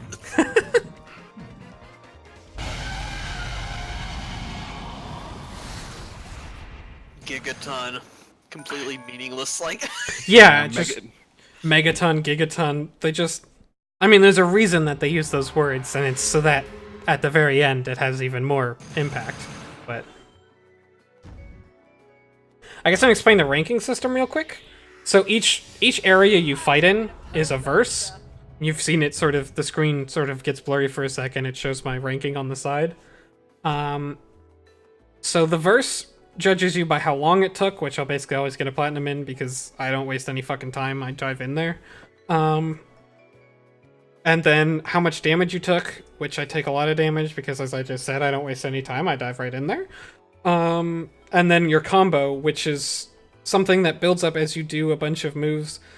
I don't remember all the specifics, but the long and short of it is you want to mix in a bunch of normal hits that build up your base point score, and then a bunch of power hits, mostly Wicked Weaves, which will increase your multiplier. And so if you only do Wicked Weaves, you'll get a lot of a multiplier, but your base score won't be very high, so your combo won't be good. And if you do a lot of normal attacks, you'll get a high base score, but if you never get to the Wicked Weaves, you won't get a good multiplier. So your combo score will still be low. Is the long and short of it. And also combos are interrupted when you get hit, of course. So mostly you just want to kill fast and, like, keep a constant flow of different attacks going. Yeah. And bullets too slow. Rip and tear. And then, and then at the end of the level, So for each verse, it averages those out and gives you like a anywhere from stone to bronze, silver, gold, platinum, or if you got platinum on all 3 categories, you get a pure platinum. Is this better? It is a little better. I'll update. And then at the end of the level, it averages all your medals together to give you a level score, basically. And this ranking system is like a freaking game he makes, so... So I played through it recently on normal, and I am not Frank, and I am not good at these games. And the stone statue is of Enzo falling down, and he goes, "Oh, what a dame!" It's so So I good. saw Enzo falling down, spinning in stone, and saying, "Oh, what a dame!" Fun, weird fact. The silver statue is of Luca, a character we haven't met yet. I think we meet him in like the next level. Yeah, the silver statue is Luca, but if you get a silver ranking on a level before you meet Luca, it's just one of the cultists from the plane. Oh, huh. And it doesn't say anything. It's because like it would be a spoiler to show Luca, I guess. Even though he literally shows up in like level 2. And it's not a spoiler. Kamiya's like, no, I don't. Well, I guess he'd just be like, he was worried people would be like, well, who's this guy? So he just was like, no, it's just a generic thing. Yes, because that would be the thing that would throw me off after all the bullshit that's happened before. She's We don't want to riding, confuse the people. she's like sex whipping angels to death while riding all the graves in a graveyard. But wait, who's that guy? I don't know what's happening.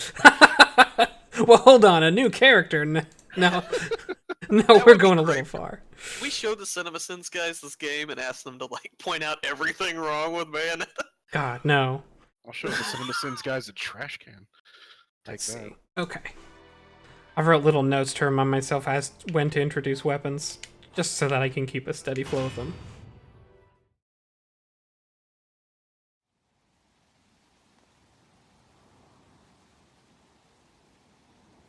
Yeah, if the CinemaSins guys watch this, it'd just be just a chorus of dings. They wouldn't even get a word in. Hey, it's John with a motorbike. Again, it's very hard to see the things John does with the motorbike and not think Kami is going, I remember the motorbike scene from Devil May Cry 3. Suck it, Capcom. How about we do that, but more?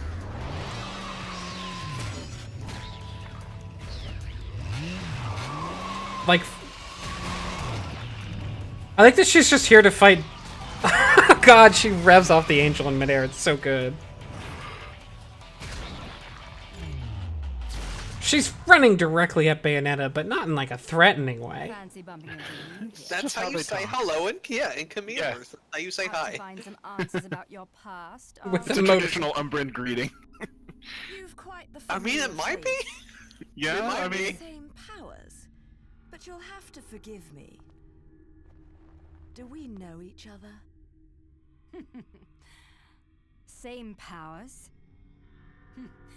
Don't make me laugh. Your little dip in that lake has left you a bit rusty. Ominous. I've been high and dry for 20 years now. The only rust on me is from the lack of any real challenge. Perhaps you're up for the task. It's like, please fight me. It would be so cool. You've already disappointed me.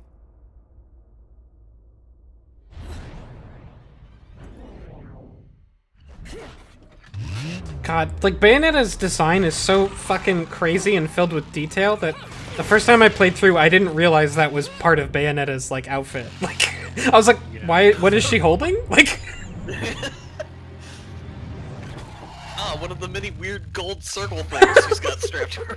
yeah. A moment I've long desired. Also, I like in any other game, if a character showed up and said like, I know something about your past, then they'd be like, tell me now, and Bayonetta's like, cool. I mean, I'll find out or I don't really care. Ben is like, okay, are we fighting now? It's like, look, I'm intrigued, but the main thing is the fighting right now. She does ask now, like, would you tell me? And then John's like, I guess, but I'm doing my makeup. They are the power. I do like that, like, the secret, powerful, like, jewel case we have is like also just a makeup compact. As heir to the Yeah. clan, the time has come for you to prove your right to fight under the Umbran name. You may Jean's select design was intended to look like, as they said from Platinum, she's supposed to look. She came out of like a 60s or 70s movie. I don't know what movies these guys have been watching, none. where anyone is dressed even remotely like this. But Child is of there you impure go. blood.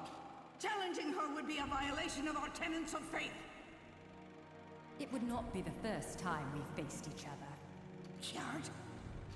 What? You're not supposed to fight Will you face people me in this unless we all get to see it, because fighting is cool. Well, if I must. No, you can't fight her unless it's sufficiently rad. We haven't got all the pyrotechnics set up yet, and the streamers. Stuffed animals.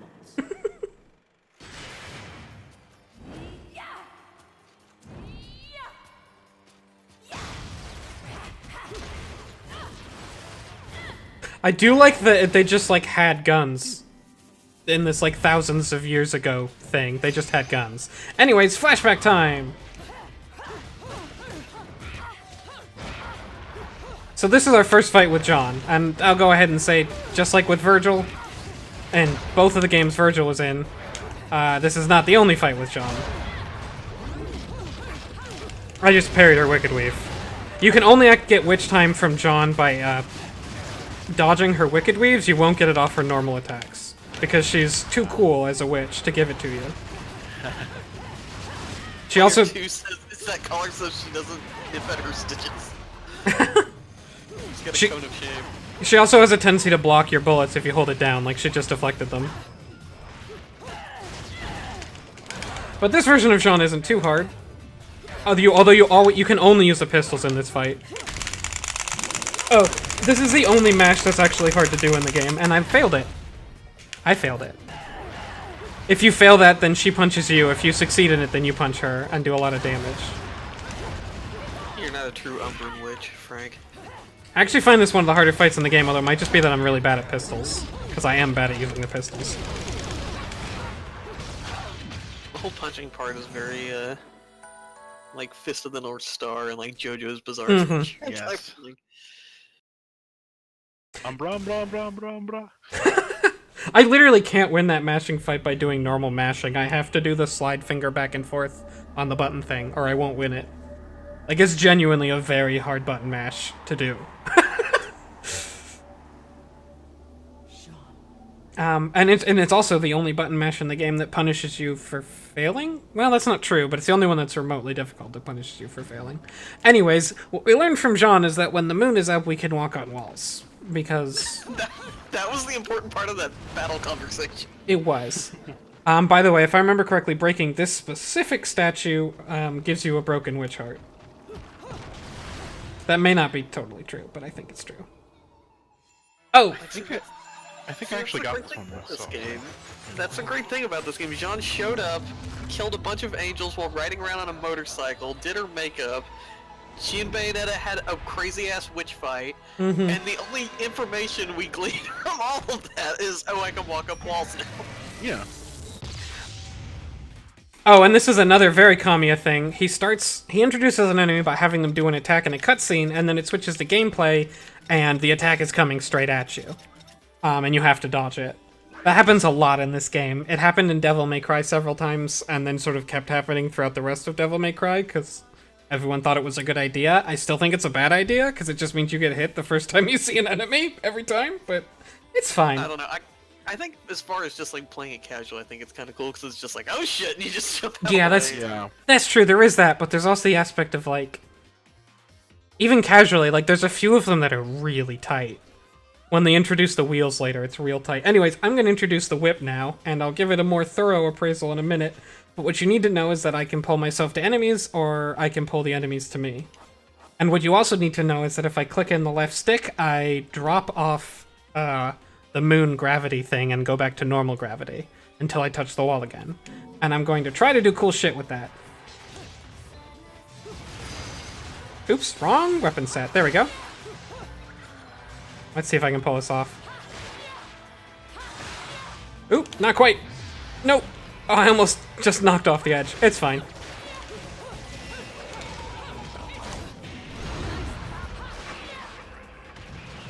Oh, and you also need to know that just like in Devil May Cry, you can jump off enemies.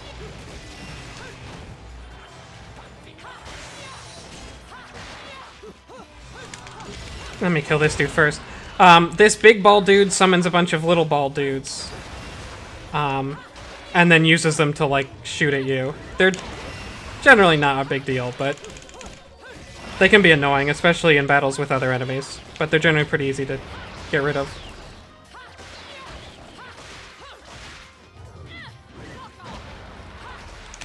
Oops. Oh, I made it back to the wall. Nice. That wasn't quite as cool as I was hoping, but I did manage to knock him off the edge and let him fall to his death. Oh, there goes. Nice. Yeah. If I was very... Oops, sorry, I didn't know that the angel switched to your gravity. Yes. Once you grab them with the whip, he'll switch to your gravity. And I think if you hit them far enough off the wall, they will too. And there's indication that when the moon goes away, we lose gravity. This is a very convenient plot device. You cannot walk on walls in the entire game. I'm also going to quickly introduce the shotgun, which I prefer to the pistol in every way. It's the first unlockable weapon you get. I would have gotten it last level. Actually, let me just go ahead and equip the shotguns to both. Yeah, the shotguns are awesome. That's what I use for my playthrough. Mm-hmm. Oh, and there's... For the shotguns, the rocket launchers and the claws, which we'll get to later, you can buy alts of them in the store, which allow you to equip them to your feet and hands at the same time, because otherwise you wouldn't be able to equip them. Oh, I didn't get that. I thought maybe the alts were just like other skins for it. I didn't get that. That's interesting. Yeah, because the idea is like you get 2 shotguns, and Kami's like, well, I can't let them equip 2 shotguns in 4 slots, so... That would be crazy. That would be crazy. Anyways, the shotguns function very, very similarly to the pistols. They're slightly slower, but their charge modifier, which is what happens when you hold them down, is, to me, way more fun and interesting, in that it's a shotgun shot. From a long range, they'll do almost nothing. Actually, you can see me hit the wall a little bit from over here. It, like, vibrates. But, from a close range, they do a lot of damage if you manage to shove them directly. And, again, just like Devil May Cry 1, if you shove them directly into an enemy's body and then fire, you do a ton of damage. Very similar to how you kill the Sin Scissors. And their bullet climax is really powerful, where you just sort of shoot 6 or 5 shots, depending on if you're near ground. So I tend to use them a lot, and I basically never use pistols, and I probably won't use pistols again. The whip is a lot more interesting and unique. It's probably the most unique weapon in the game, actually. Its basic combo is just a 3-hit, very long range. Everything is long range. It still has the same moves as everything else, and for a lot of moves, like any Wicked Weave summons, you'll sort of put the whip away for a sec and just do the Wicked Weave. But the real interesting about it is that if you hold the button, you'll draw an enemy to you, unless they're a heavy enemy, and then they'll just sort of break off. If you hold the button when you hit someone with a whip and you hit forward, you'll do a huge kick to them, and you'll, like, fly to them. And if you're doing it to a light enemy and you hold the button and hit back, you'll pick them up over your head and swing them around like a lasso. Nice. The whip's really good for continuing aerial combos by just drawing people up to you. Oh, it's too fast, blah, blah, blah. And it's also very good for, like, dealing with tiny enemies or little flying guys. What about the lightsaber, though? We'll get to the lightsaber. I will eventually introduce all of the weapons, I promise. But the lightsaber is a bonus weapon, so I'm going to introduce it last. That's incentive for you to keep watching the stream.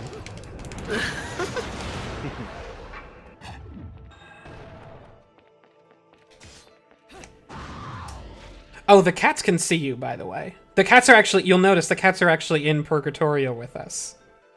They're not see-through like the humans are. Which I think is cute, because it's sort of like the thing cats can see, you know, into the spirit world or whatever stereotype that cats have. I hope that's not just a stereotype only I know about.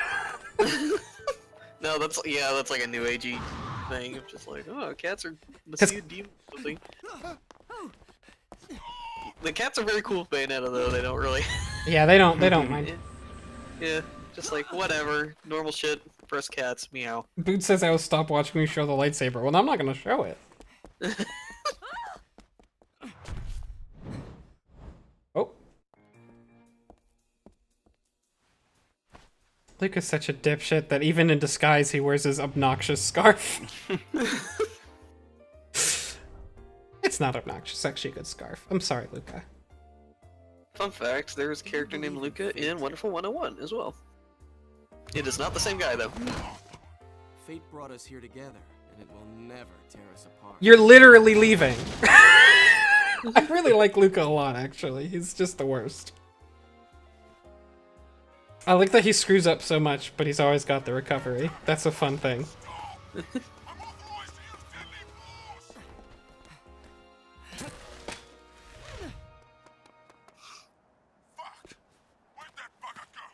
He's smooth in his way.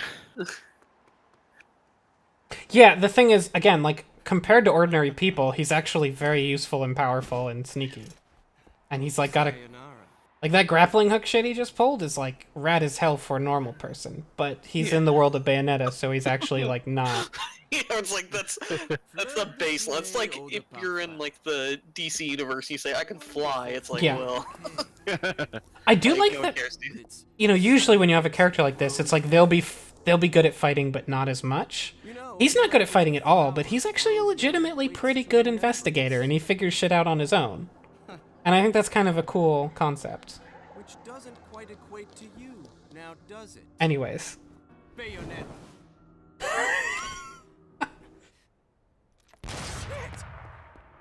He knows Bayonetta is there from the smell of her perfume, but he cannot see her. Oh, he's the one who bugs Enzo. I didn't remember that. I suppose it wasn't the only one. You've certainly bloomed, haven't you, my little Cheshire puss? I'm not your pet. The name is Luca. A name you'd better remember.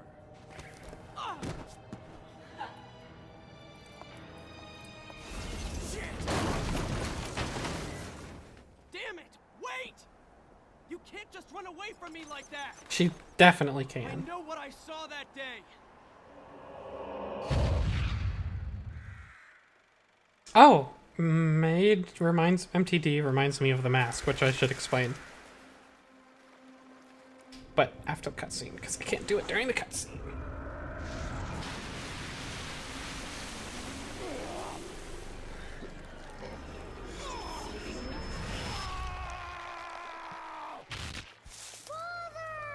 So Luca has a grudge against Bayonetta because his father found Bayonetta and then was ripped into pieces. But I know they're real. I know the truth. And young Luca here is dressed very much like Luca in Wonderful 101. Actually, they both have the same scarf.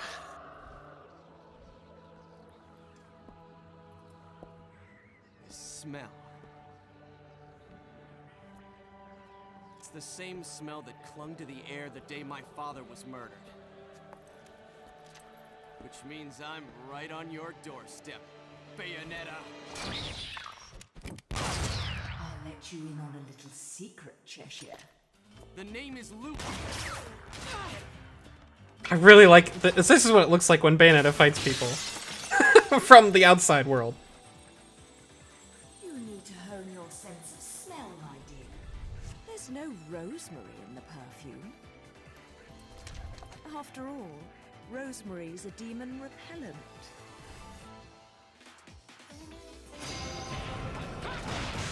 So I'll show off the 3 things you can do with it. I can pull a guy to me. I can pull myself to a guy. Let me...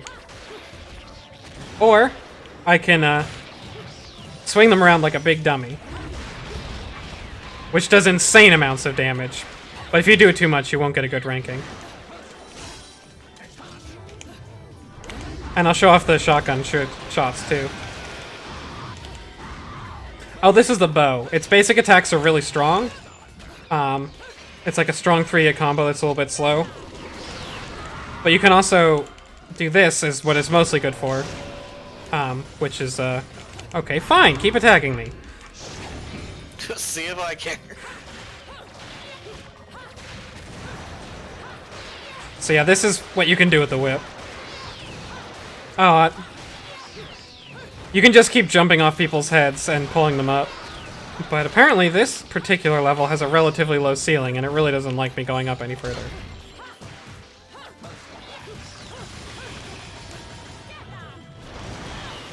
Whoa, nice hit, dude. Dang. Doesn't want you spinning into the ether like Knuckles in Sonic Boom.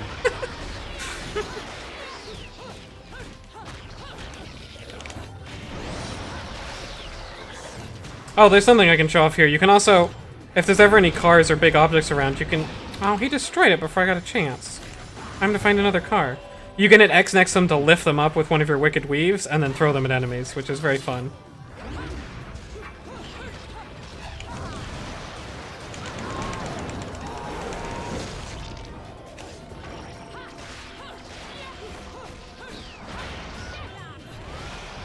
Oh, and when someone is close by, the whip will actually, like, really straight touching you, as in you've just pulled them to you with the whip. The whip has a different combo that is 3 swings followed by a Wicked Weave slap, and the Wicked Weave slap is really good. Because it hits like a huge radius.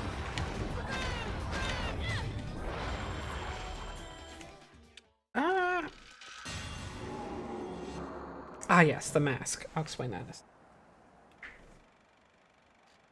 Not a terrible game for early area boots. There's a level where you can go very, very high. Got something to run from. Me. But you can't escape me forever.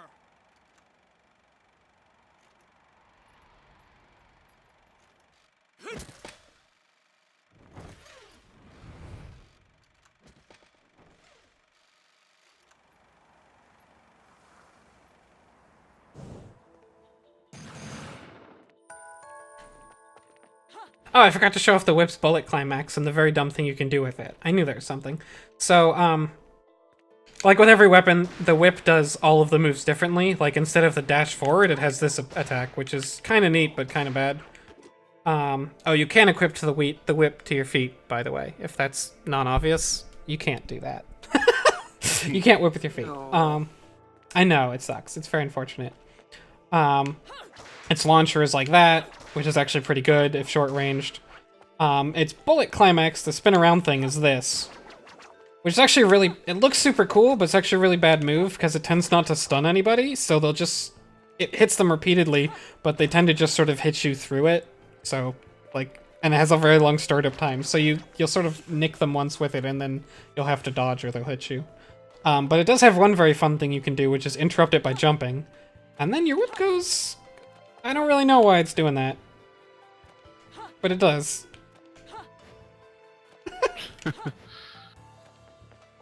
And this is actually... Oh, I'll explain the mask that Bayonetta is wearing. That's the...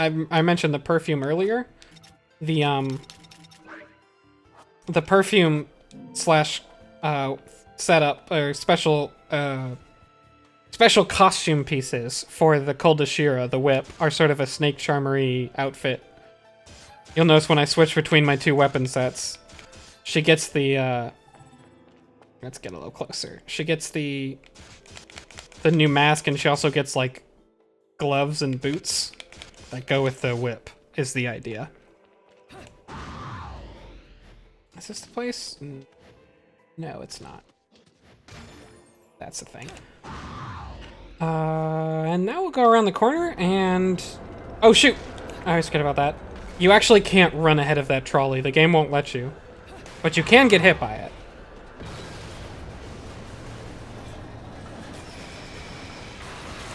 And then there's this trolley, which is just a segue into introducing these enemies.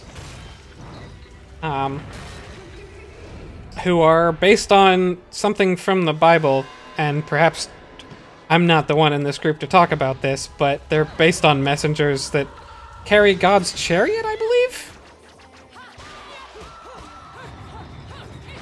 And that there's a description of, like, the wheels that, that, like, drive God's chariot, and they look... The description of them is exactly like this. God doesn't have a chariot. It's not from, like, the... I can't remember where it's from. But it's from one of the descriptions of, like, angels and some thing that some people think is real, but obviously isn't. I can't remember. I'm gonna be honest, I can't remember where it's from, but it's from somewhere. Well, this might not be it, but in Ezekiel, there's a description of an angel that's like a wheel within a wheel, or like a vision of a wheel within a wheel. Yes, that's usually shown more like a gyroscope. So, but that could be what that's. I think that might be it. I think it's based on 2 different descriptions of 2 different angels. Anyways, the main thing they do is run around like jerks and spin around you, and it's hard to hit them with a lot of attacks. They also like to sit on walls or in the ground and hide from you and shoot fireballs.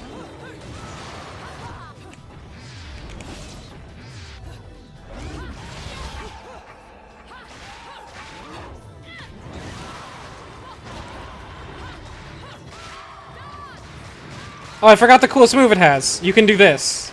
If you do a delay. If you do 2 hits and then a delay, you can do this thing, which can go on a very long time. And will stun weaker enemies and hit a huge group of them. It's a very fun attack if you find a good time to use it.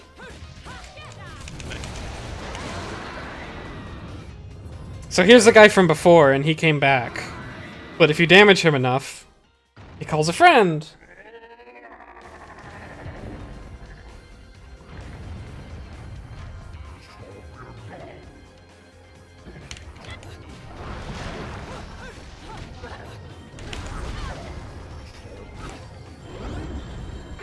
So your goal here is to kill the weak one, because 2 of these guys together is actually kind of a nightmare. But since you've already done a bunch of damage to one of them, and the damage you do in the previous fight actually carries over to this fight, when the guy like runs up the building. Oops, don't throw it there.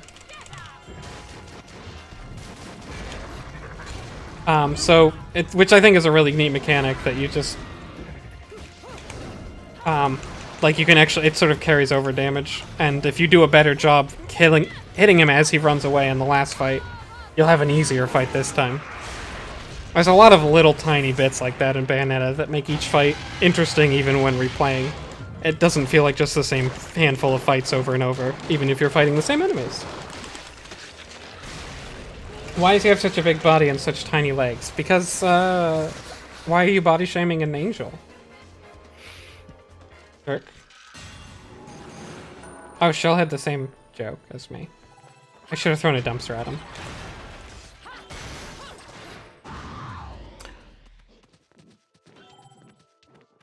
One thing I really like how all the angel designs are like this huge, sort of gaudy, like, you know, fancy looking thing, and then as you beat them up, you just see that, like, underneath they're weird, like, ugly demon things too. I really like that that's just sort of there, and it's not, like, overstated or anything, but... Oh, rude.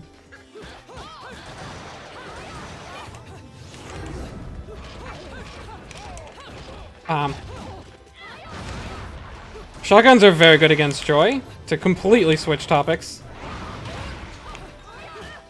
Because they tend to backflip to dodge away, because they're like Bayonetta, but if you just hold down the charge attack, then they'll dodge the hit, and then you'll hit them with the shotgun blast, and you can sort of keep repeating that to keep them on the back foot.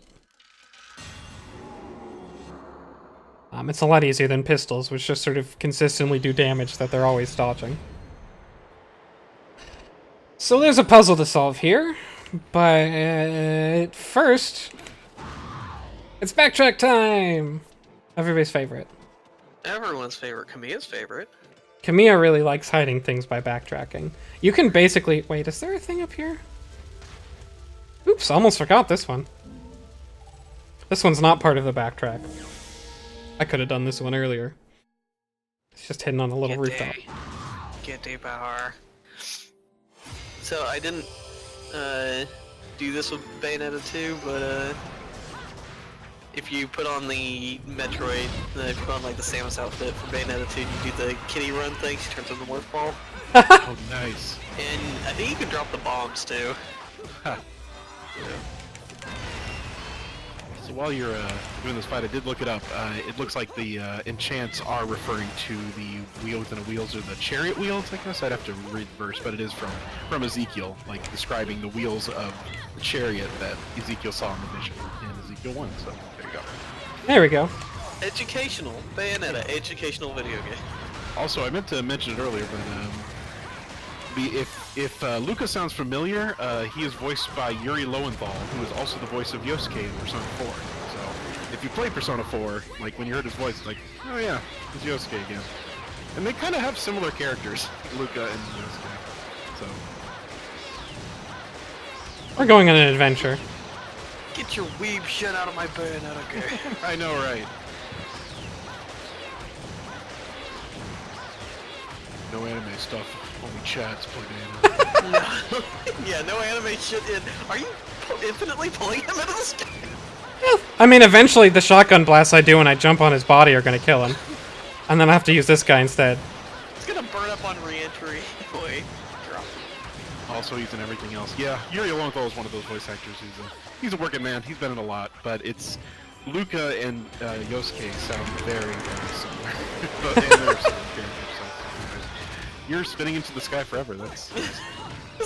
Are you gonna? This is another Sega reference. This is Sonic 2006 using the crates. Nothing to the sky.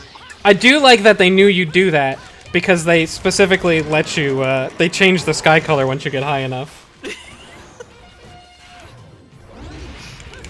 Also, I do love the Angel's murderous sousaphones. The death sousaphones are really good.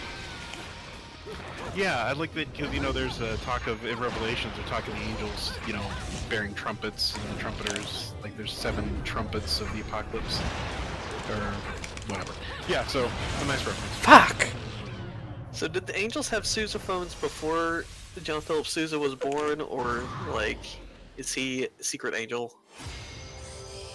Where does the lore speak on this? Okay, this time I'm just gonna try and pile through this real fast.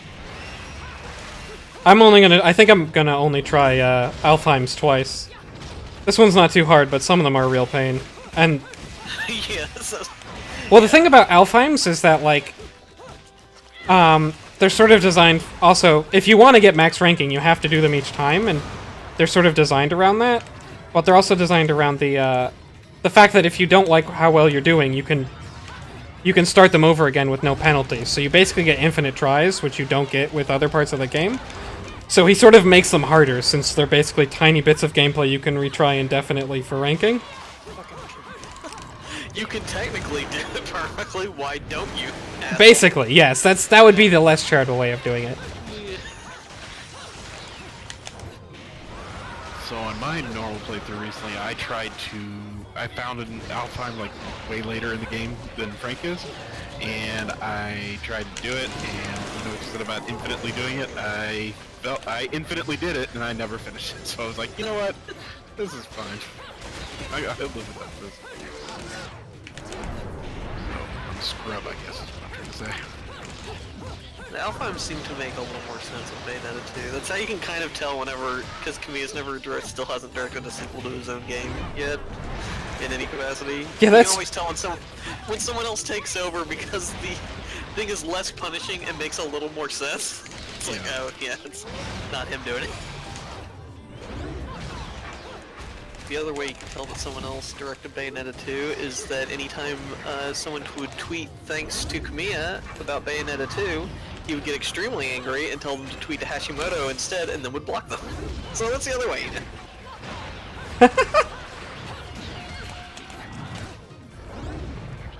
Yeah, I think Kamiya, when he goes on Twitter, he doesn't have a like button, he has a block button, because he does it on everybody's tweet. Yeah. Ah, dang. Okay, well, that's the second try. That's the last phase of it, I think. I got a little sloppy with the angel weapons. Oh, I guess I didn't mention, but in Alfheim's, you probably noticed, my health bar turns into, like, a series of circles. And that's how many times you can get hit. Which is brutal, because it means that light hits are just as damaging as big, heavy, hard hits. And in a lot of Alfheim's on hard, the last phase will be Joys, who are very good at just suddenly hitting you. And also, unlike every other enemy in the game, which has sort of like an entrance animation where they slowly summon in or something, Joys just appear and can instantly attack you. And they put them as the last phase every time. And it's just a really big fuck you. Anyways, now that we're done with that Alfheim, we're doing this Alfheim. Good. Yeah, you only have a number of hits you can take. That's also how the not Alfheims work in Wonderful 101, which makes it very hard because enemies will just swoop in out of nowhere and just kill you, just like with the joints. It's like every enemy in the game can do that. I tried it like twice. I only found like a couple of them because at that point I wasn't certain about the whole having to backtrack for every single freaking thing in the game. But the few times I tried them, I was just like, yeah, I'll give it a shot. Fuck, I'm done with this forever. Just ran off. I'm using, so this Alfheim, the gimmick is I have a limited number of punches and kicks. Which I'm using weapons that I haven't described yet, just for this fight, because otherwise it's a pain. But I'll get around to describing them later. This was the one that I tried so hard at this. I could not get it. I could not do it. Well, you should have just did what I just did. I should have. Just play the game and get all the stuff unlocked already, and then go back and... Legitimately, like, that one's particularly difficult to do. Like, there's several of them that are just not designed to be done the first time through. Oh yeah, again, a weird little bit of description. The building was destroyed by its collision with the streetcar. You can't go this way. I guess some people in testing tried to go that way. Surely she can do it, she can do everything. She's not gonna be able to jump over some rubble. You kidding me? Speaking of boots... Whoa! Whoa! Boots is got his Bayonetta cosplay on and everything. He is ready to go. I look really hot. I've got 14 belts around my arms and legs. Good, good. I wanna talk about brass instruments for a bit here. Okay. Please do. So I do like when you get to fight with euphonium, but I noticed there are angels that have sousaphones. Are you able to use their sousaphones in fighting, or are you strictly a fighting with a euphonium kind of person? You can use the sousaphone, yes. Don't they fire a laser beam or something? Yes, they fire very large laser beams, which can actually hit their fellow angels. Yeah. Okay. That's all I needed to know. I'm going back to chat. Bye. Thanks, Boots. Thanks, Boots. Thanks, Boots. Boots. Boots Winger, everybody. So the gimmick for this one is I need to kill all these dudes, but I also need to execute a certain number of torture attacks, which basically means I need to build a lot of magic. And I'm doing that by equipping the handguns, which do less damage and build magic very quickly. And so the main goal is you want to equip a weak weapon, and then attack the big angels, and then use torture attacks on the small angels. I'm also being aided by the fact that with the witch orb I got from the angel attack minigame, and the also the eternal testimony, together they give me 4 witch orbs or magic orbs that recharge, so it makes it a lot easier. Yeah. And there's also taunting that you can do. Taunting has 3 purposes. One is that it's taunting and it looks cool. 4 purposes. One is that it's taunting and it looks cool. One is that it gives you magic orbs. One is that it makes the enemies angry, which makes them more resistant to attacks, but it also makes them more aggressive and attack you more, and it makes them give you more combo points too. And what's the 4th one? Oh yes, that it keeps your combo going. Wow, I just died while I was thinking about the combo thing. So combos, if you don't hit someone within 3 seconds, if you don't do damage within 3 seconds, you'll lose your combo. If you taunt, however, it doesn't reset the combo, but it will pause it while you're taunting. So if you have to wait for an enemy to like get up or something, you can do a taunt. Oh, and you can also taunt by just hitting normally, or you can hold it down, which gives one of the better lines in the game. I've got a fever, and the only cure is more dead angels. I guess she's like an SNL fan. So weird. It's such a weird pull. Like, where does that come from? I don't know.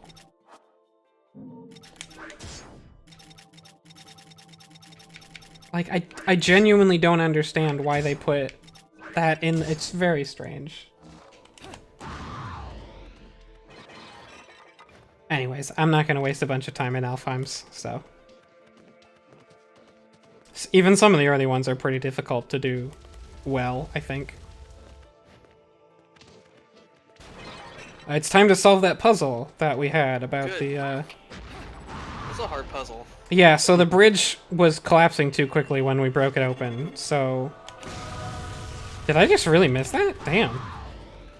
That's embarrassing.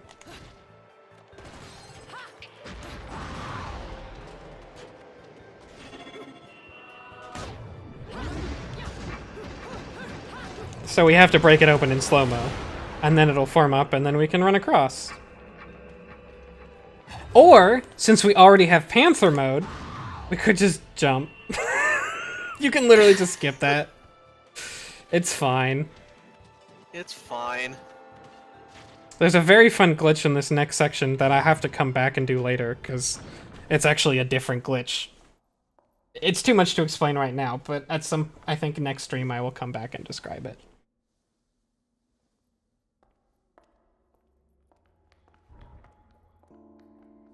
Who's there?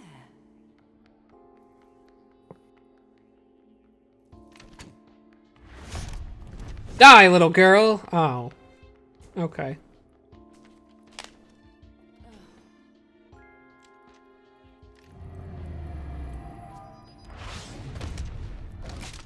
You've played enough hide and seek, my scurrying little friend. You're literally pointing a gun at a small child, Bayonetta. You already saw she was... This is very irresponsible. She might assume it's like an angel pretending to be a child or something. Yeah, you never know. Maybe. I think she just really wants to kill things, which I understand.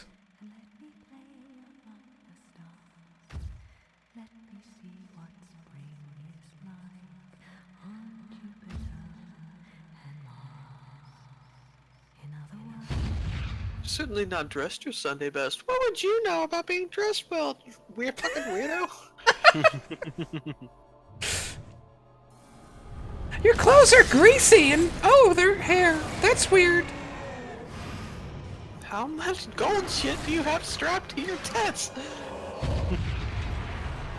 But it's like, oh, a big angel. This I'm familiar with.